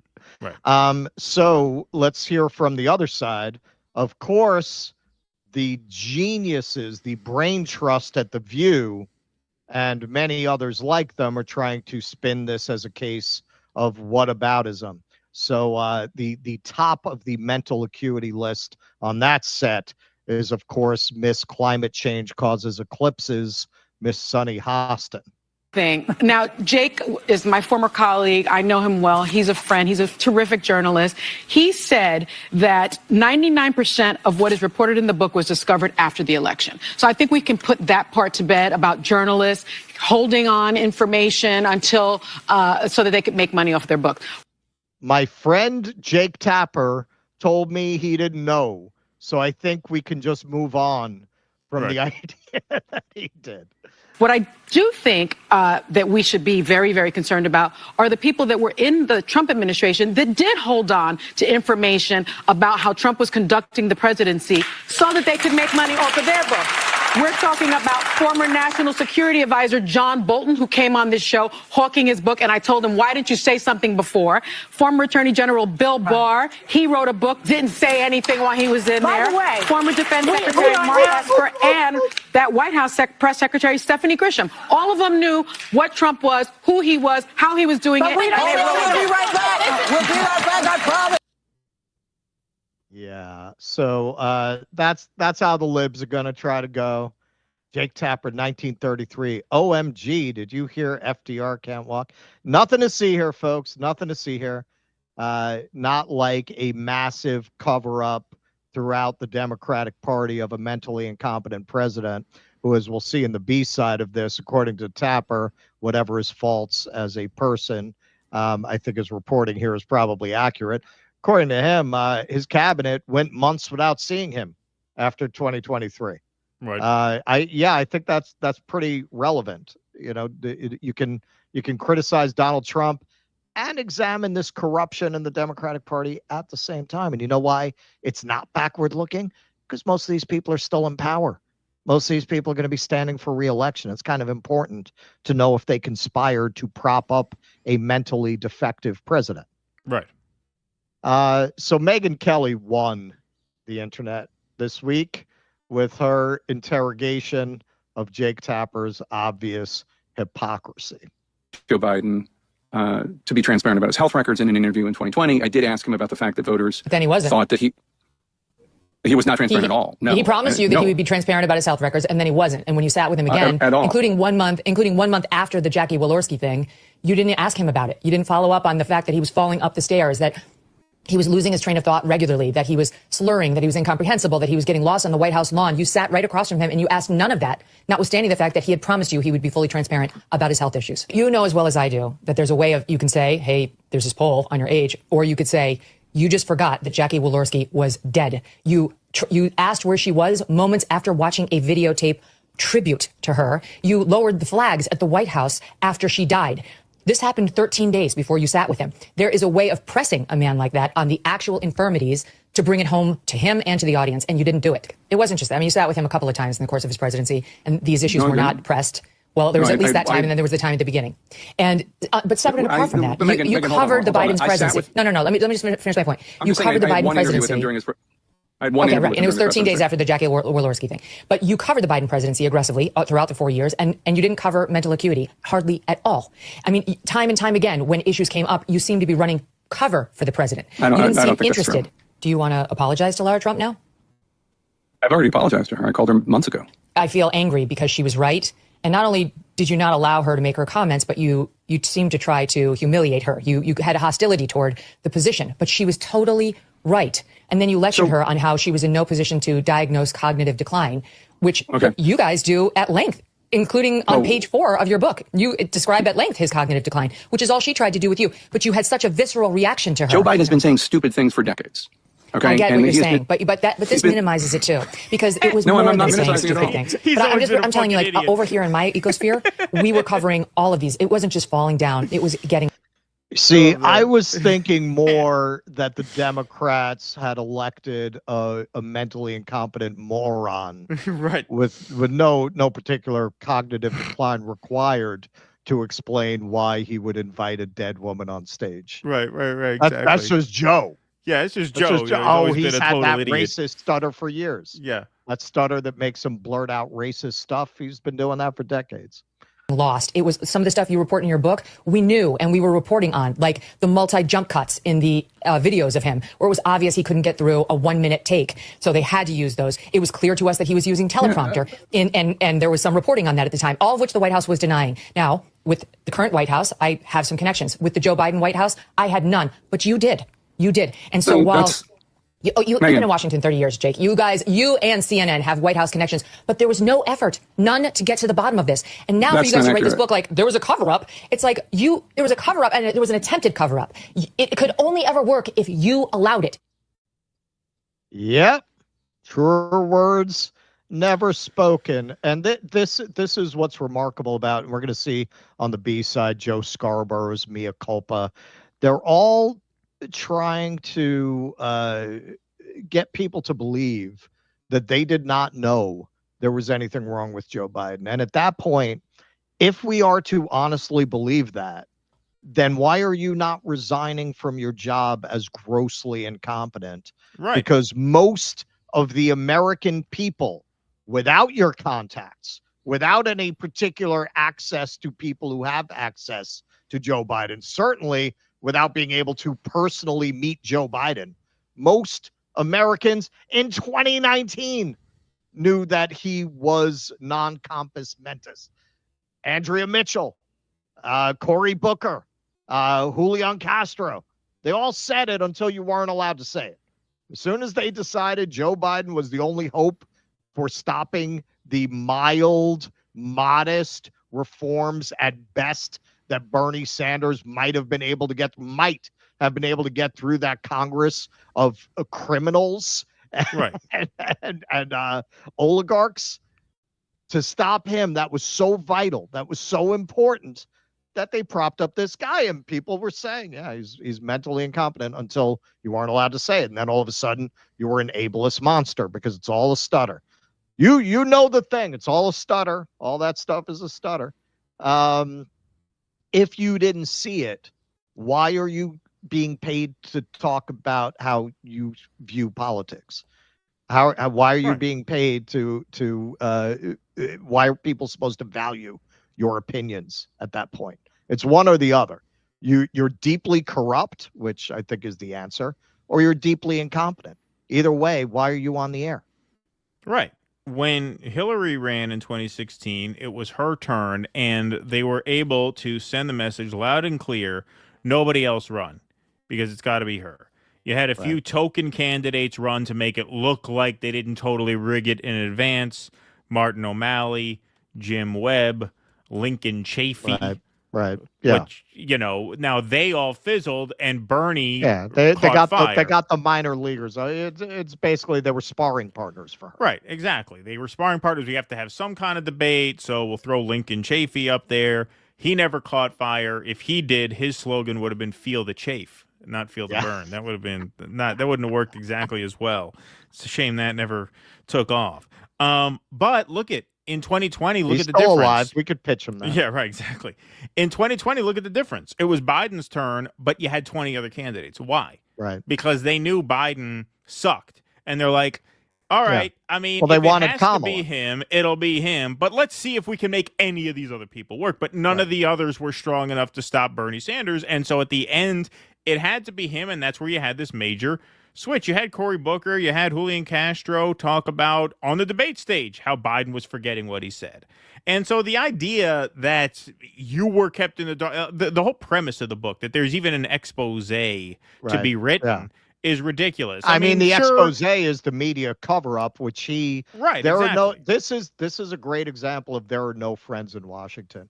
Jake Tapper is essentially throwing his entire industry under the bus and trying to make himself look good in the process, and that part's not working. And cash in. This is a for-profit endeavor. That's what's so distasteful about it, is you're cashing in on your own cover-up. I mean, you're basically so you gaslight the public for 2 years, and then you cash in on an expose of your own misdoings. I mean, it's a way to make a living, I suppose, in this space. Chutzpah, indeed. All right, let's go into Scarborough. All right, so I'm sure you all remember this classic observation from Joe Scarborough, but let's revisit it. It's always good for a laugh. Start your tape right now, because I'm about to tell you the truth. And F you if you can't handle the truth. This version of Biden, intellectually, analytically, is the best Biden ever. Not a close second. And I've known him for years. The Brzezinskis have known him for 50 years. If it weren't the truth, I wouldn't say it. If it weren't the truth, I wouldn't say it. So again, you're either corrupt or incompetent. Right. Either way, why are you still on the air? Why are you still being paid to opine about politics?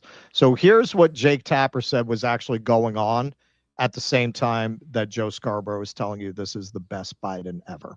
I think the degree to which the team around President Biden was hiding him and sequestering him, mainly starting in the fall of 2023, cannot be overstated. There's a cabinet meeting in October 2023, and then several cabinet members told us for the book they never saw him again in person for months and months and months. He was kept away from them. And cabinet secretaries we spoke to for the book told us it was weird. One of them did have a meeting with Biden in between that last cabinet meeting of 2023 in October and the debate. and described him as being disoriented and out of it. And I think the degree to which he was being hidden from even their own administration cannot be overstated. Okay. And he also in another interview with Katie Couric explained how the minister of freebasing, Hunter Biden, was actually kind of running the White House at certain points. Actor was the Hunter stuff. I think it was considerable. I think Hunter was driving the decision making for the family in a way that he was almost like a chief of staff. Oh, wow. Does that strike you as pretty bizarre? It's bizarre because I think he is provably, demonstrably unethical, sleazy, and prone to horrible decisions. Well, Tell me how you really feel. Well, I mean, I just look at the record. I mean, after his brother died, he cheated on his wife with his brother's widow and then got her addicted to crack.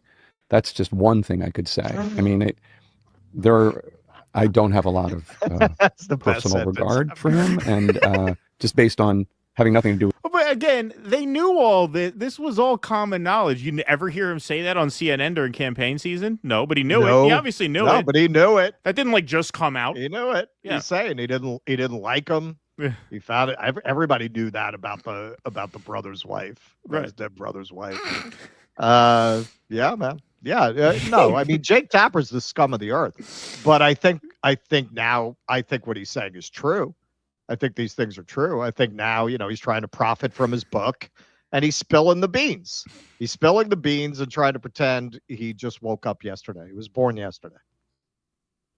I barely have ever met him. I've met him like once or twice, but I knew Bo. Bo was a great, upstanding guy. I knew him too. Really, a real loss. Blow off for the country too, not just for his family, for the country. I mean, how do we know Bo Biden didn't tell Hunter on his deathbed? Listen, Hunter, I want you to take care of my wife. And by that, I mean, I want you to fuck her good and get her hooked on coke.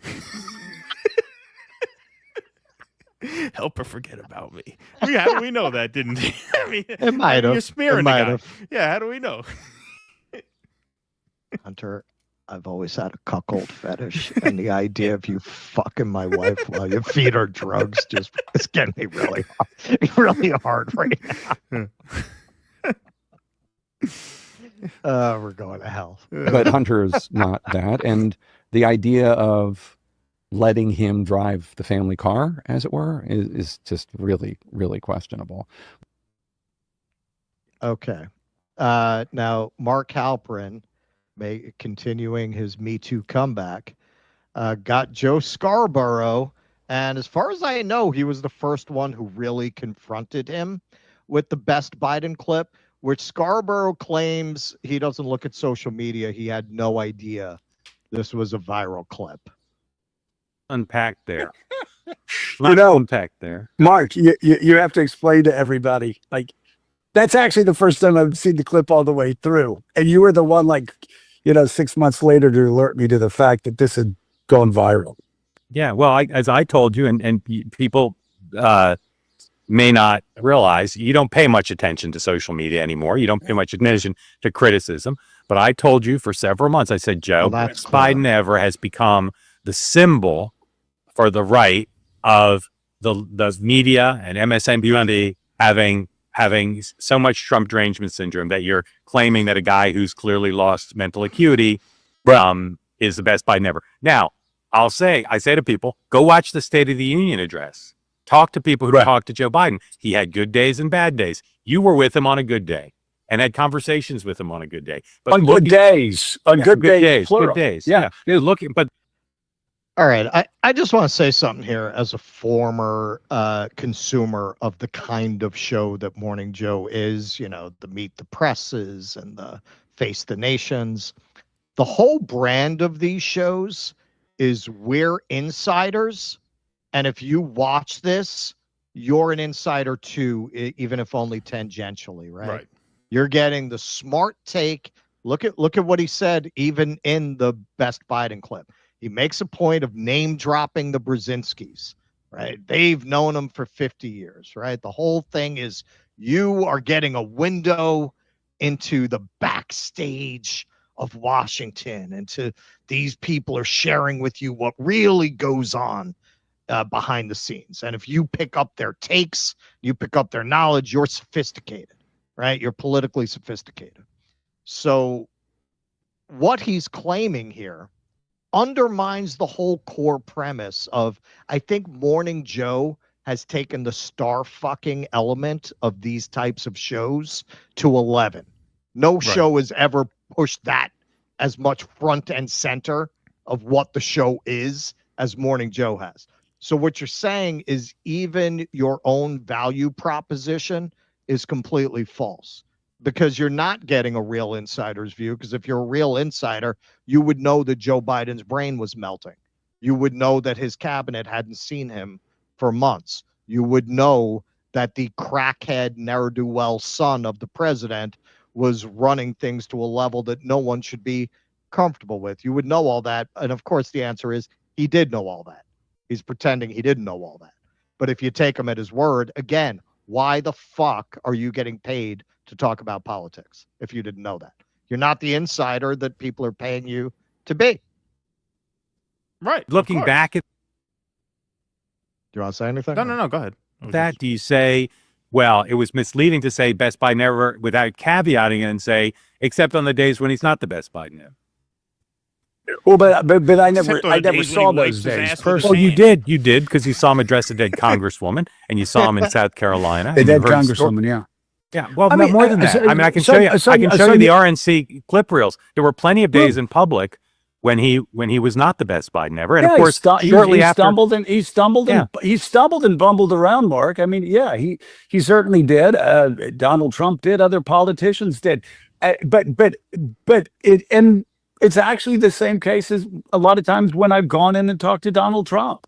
But to Donald Trump, and I've heard the media narrative around Donald Trump, and certainly I've been very critical of Donald Trump. And when I leave, I have a better understanding, just like Jeffrey Goldberg did a couple of weeks ago. I have a better understanding of where Donald Trump is mentally. If Donald Trump is losing it, like people have said through the years, or not. And so again, am I going to look at a clip that's going viral and pay more attention to that than 2.5, 3 hours I had with a guy one-on-one going around the world? No, I'm just not going to. Are some of the clips bad? Yeah, they certainly are bad. I can understand why people would see that without the context and say that there was a problem with that, especially because I said start wrong. Your tape right here, it's like, but when I look at that tape, based on what I saw with Biden, based on the time that I spent with Biden, based on the hundreds of hours that I talked to people who talked to Biden and people that worked with Biden, and were with him day in and day out, good friends that I know that I trusted before Biden was president, that I trust now that Biden's not president. I mean, put in the proper context. I'm just not going to freak out and melt down on one or two clips here or there. And again, he bumbled around and he stumbled around, but he has for quite some time. That didn't seem to me to get in the way of Joe Biden being able to analyze the most important issues. Okay. All right. So that is almost certainly bullshit. And if it's not bullshit, again, you are completely unqualified to offer opinions about politics, and you must have the worst contacts in Washington if that is what they told you. If that's not, if they just blew smoke up your ass like that about Biden's condition, you don't have contacts. You have what we all have. You have propagandists who spin shit. Well, this is the other part of this. And, the Scarborough and Mika, they run a jogging club every morning where they powwow with people. The DC cocktail party circuit is a real thing. And obviously, based on what we know about the book, it's pretty widely sourced, which means that, yes, there was an attempt at a cover-up. And, yes, they started protecting Joe more and more and more as his presidency went on and his condition worsened. But there were still quite a few people who knew quite a bit. Otherwise, you'd have no book, right? I mean, that's just logic, right? And so the idea that this never got out to these people at Right. these parties and at these gatherings is just absurd. James The O'Keefe king and the is queen of watching the prom this. didn't know. Right. I mean, James O'Keefe is watching this and saying, I could have gotten this book. I could have jerked 3 guys off in a bathroom and gotten this book on video camera. Right. I mean, that's all it would take for him. Just a couple of exposés. Boom. Done. Yeah. Videos, Project Veritas. Done. So, like, the idea that didn't happen, that these people didn't know firsthand, secondhand, whatever, however many degrees of separation there were to the president, or not just many, watching. not many, yeah, or just watching. But I'm saying, Just like, watching. these people Like we talk. knew. Everybody knew. The people who gave them stuff for the book go to events and they schmooze and they talk, and it's not a very well kept secret. Right. So what are the odds it all comes out now? It's course just not. so. Of course And not. the only people who are credulous enough to actually take this book in good faith and actually reward Jake Tapper financially by buying his book are the people who are credulous enough to absorb mainstream media in the first place, right? Like, it's the perfect audience. So now this is interesting. Scarborough sat down with Tapper on Morning Joe to talk about the best Biden thing. And if you watch what they both say, see, Tapper can't call out Joe and Joe can't call out Tapper because they're both proceeding from the premise we didn't see nothing. Right. So they actually, rather than to confront each other, they reinforce the narrative that, what?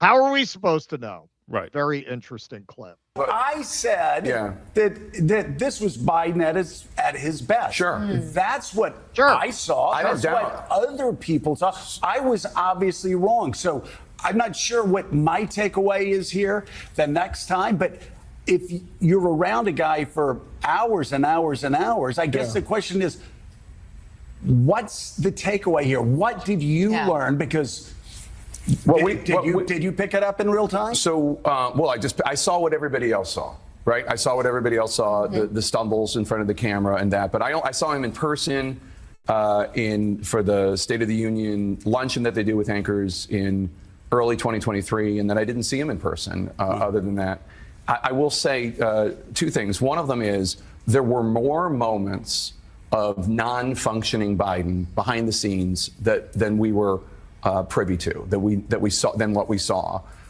If there are 2 Joe Bidens, there's the one that you saw that you just described, and the guy literally invited a dead woman on stage in front of 100 cameras. The whole country saw it. You guys didn't see it. Cracker Jack reporters that you are. then there's the one who's non-functioning, like what we saw at the debate night. Can't follow his train of thought, can't come up with names, can't remember dates, what you listen to in the Her Report, or he's like unsure of when his son deployed, unsure of when his son died. Tragic stuff, but he really honestly doesn't know those dates. That non-functioning Biden reared his head more and more and more. Now, that's 2 scumbags covering up for each other. Right there. Tapper has no incentive not to run cover for Joe. Yeah, no, of course. Who could have known? Who could have known? No, that's totally excusable that you went on TV and dropped the F-bomb said that anyone who didn't believe you should F off, F you. Right. Yeah, no, it's totally forgivable for somebody who's supposed to be a professional reporter in the politics space. Right. Go on, profanely insult the viewers for, having thinking you might be wrong. Them. Right. Yeah, exactly. Who are you going to believe, me or your lying eyes? That's right. 939 likes. All right. And we are at about 2,200 between YouTube and Twitter.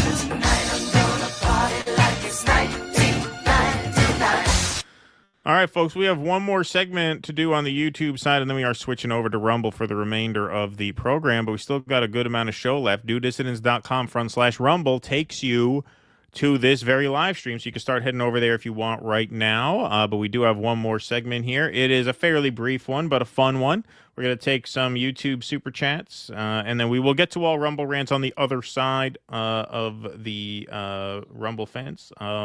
So let's see here. We got Janice Anderson says, Russ and Keaton, you're making me cry.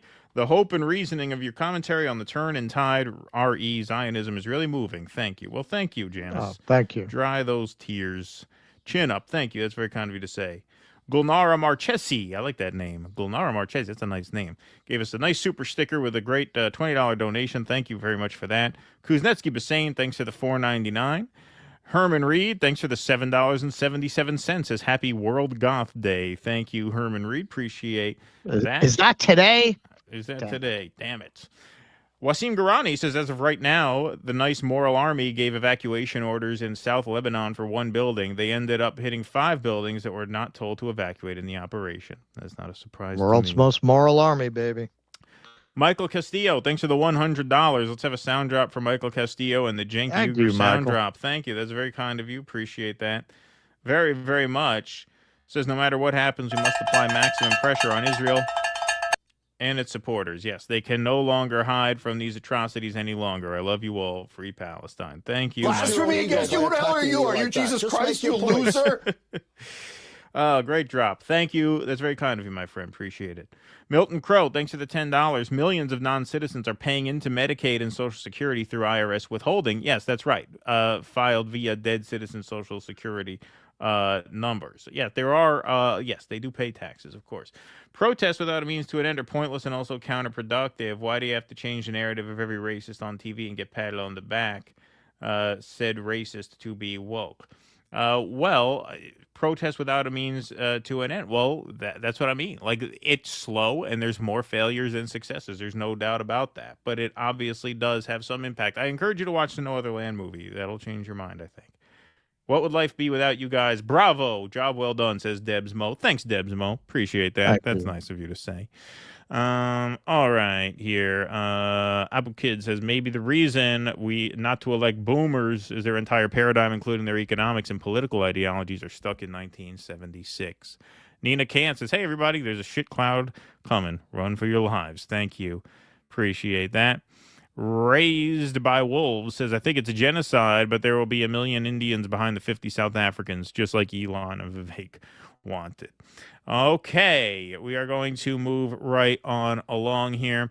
Okay, folks, we got to have some fun with this one. Here they are. Kash Patel and Dan Bongino. Patel and Bongino. They could be like a sitcom when all this is said and done. They should star in their own crime-fighting sitcom here.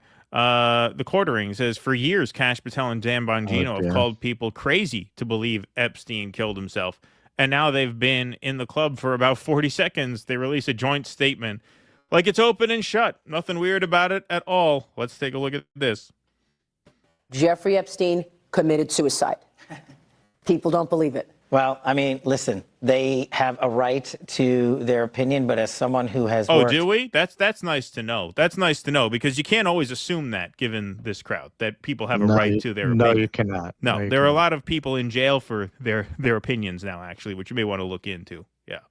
As a public defender, as a prosecutor who's been in that prison system, who's been in the Metropolitan Detention Center, who's been in segregated housing, you know a suicide when you see one, and that's what that was.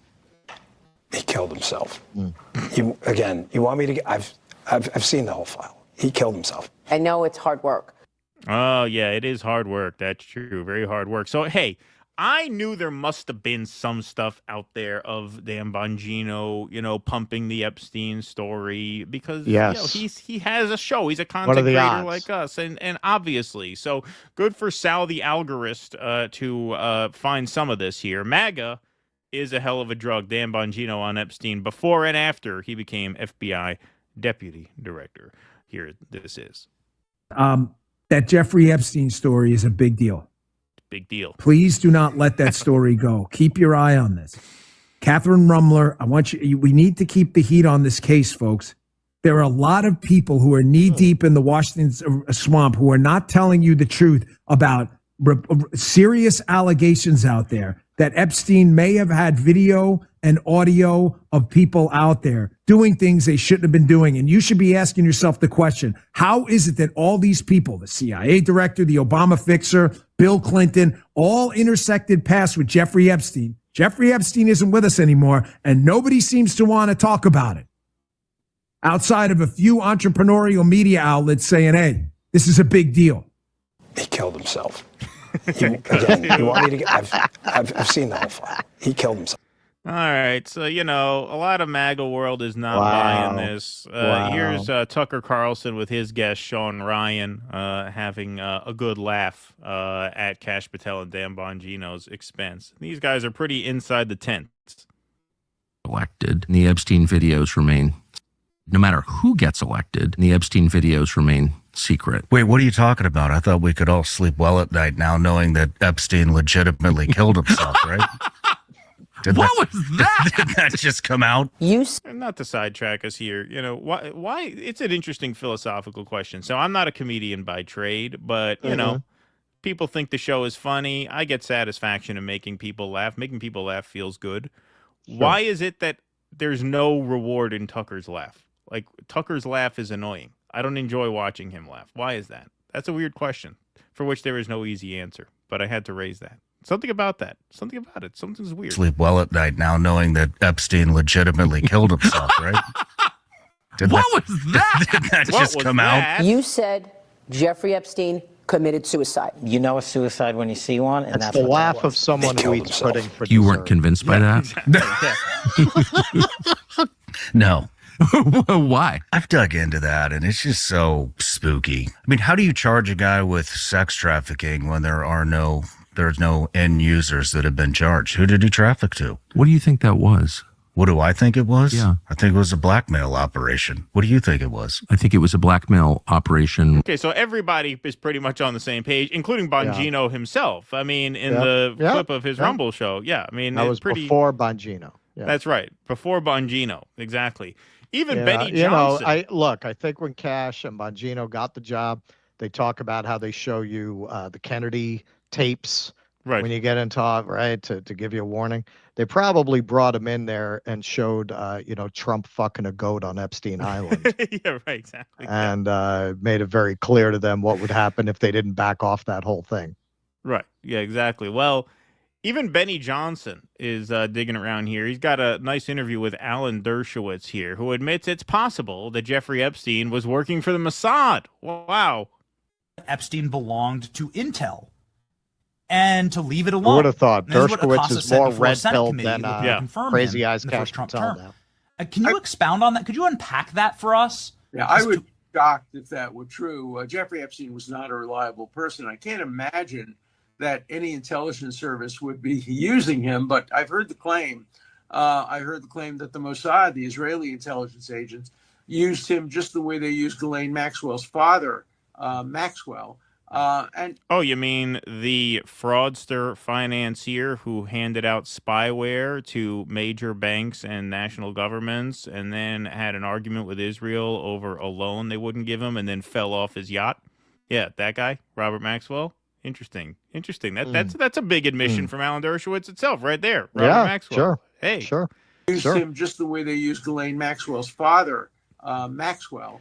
Fell off his never boat, know. you know. One thing about intelligence services, they act in secret. slipped. So Yeah. you never know. But So nice working clay. It's That's how slippery ordinary on those people die. decks. They fall off the yacht. Yeah.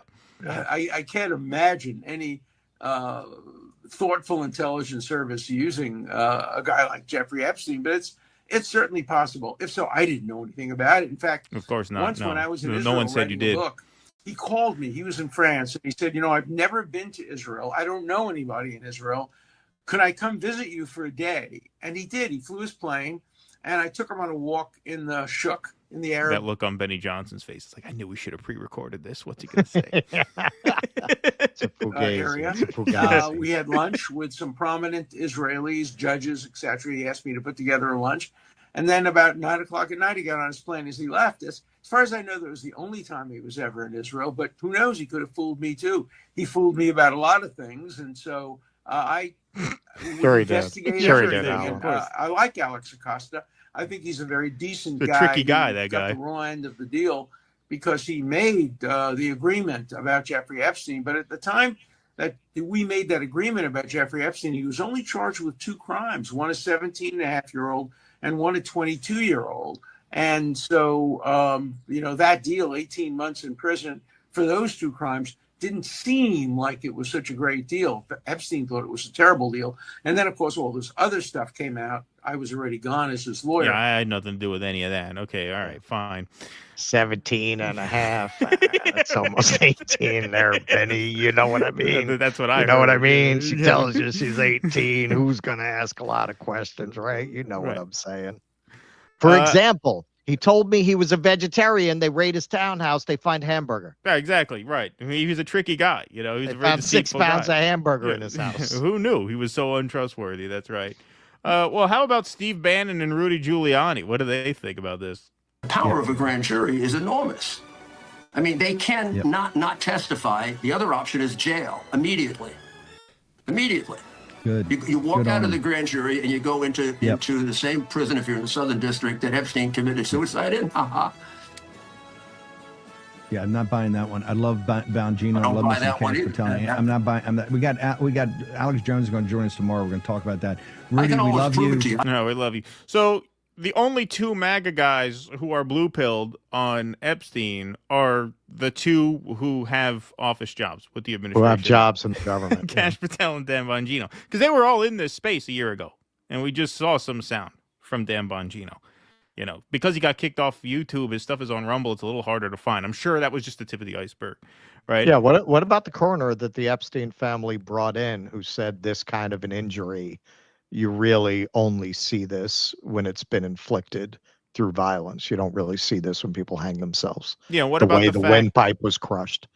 Yeah. And what about the fact that the purpose of putting a guy like that in that kind of security prison is so that they don't harm themselves? They're not supposed to have stuff on them to harm themselves with. So, yeah. Yeah. No, And but they're the most blue-pilled. why haven't you heard anything about the 2 cops who were on duty being hung up by their Buster Browns? You haven't, right? Yeah. Just like, isn't it kind of weird that now Trump's in power? There was, this deep state effort to delete him, right? Man, you would think Trump's a very vengeful guy. You would think he'd be overturning every drawer and going through every agent's pocket to get to the bottom of that. It's pretty weird that he hasn't said a word about it since he got into office, isn't it? Yeah. He didn't do an investigation. I got to say, of would-be assassins, this guy has got to be the most unknown, invisibilized would-be assassin in history. I don't even know his name. And I do this for a living. Right. Yeah, no, a lot of blue pills being handed out there once you actually get in office, once you actually are given power. Mhm. And what makes it so hilarious with Bongino and Cash Patel is, I mean, Cash Patel was never a podcaster, but he was an author. He did the podcast circuit. He worked this space. He definitely worked this beat a lot. And Bongino was the number one. Bongino was a massive streamer. I mean, he was a hugely ranked live streamer on his Rumble show. And now they get in and they say with a straight face, no, he definitely killed himself. That's it. Case closed. And Steve Bannon, not buying it. Rudy Giuliani, not buying it. Got Tucker, Sean Ryan there, not buying it. It seems like the only people who are buying it are the people who are on the payroll. Weird. Funny how that works. Weird. All right. Snork Y2K says, hey, when you were told by your boss that he killed himself, any other details do not matter. Drugs, scorpions, etc. do not count. Thank you. Chris Eero says, I'm with you, Keaton. Tucker's laugh has the unique ability to illegally occupy my mental health. Yes, thank you very much for that. All right, folks. We have some Rumble rants that we'll get to on the Rumble side of things, but we are now going to take a 5-minute intermission before we continue on with the remainder of the program. So please do join us, dudissidents.com/Rumble. We are going to discuss the events of last night over there. So dudissidents.com/Rumble. Stay tuned for the intermission. I made the intermission today. I thought it was especially fitting. It's a live performance of a song called When You Come Back by a prominent South African musician and anti-apartheid activist named Vusi Malesela, who is a phenomenal musical talent, tremendous singer, tremendous songwriter, and like I said, one of the most prominent anti-apartheid activists. And this song was written just after apartheid formally ended, and it is about the reemergence of African culture as the people's culture, because now the people, there's an optimistic song right at the end of apartheid about the people finally being able to regain their African culture through art and music. So it's a terrific song. So I hope you guys enjoy that. So stay tuned for that, and we will see you in 5 minutes on the other side of this break. Please do join us. DoDissidents.com/Rumble takes you right to that live stream. If you're not joining us for the live stream, we'll see you back here Sunday night at 7 p.m. But everybody, please do join us after this 5-minute break for the rest of the show. Until then, thanks very much for being here today. Be safe and be well. Courage! Please clap.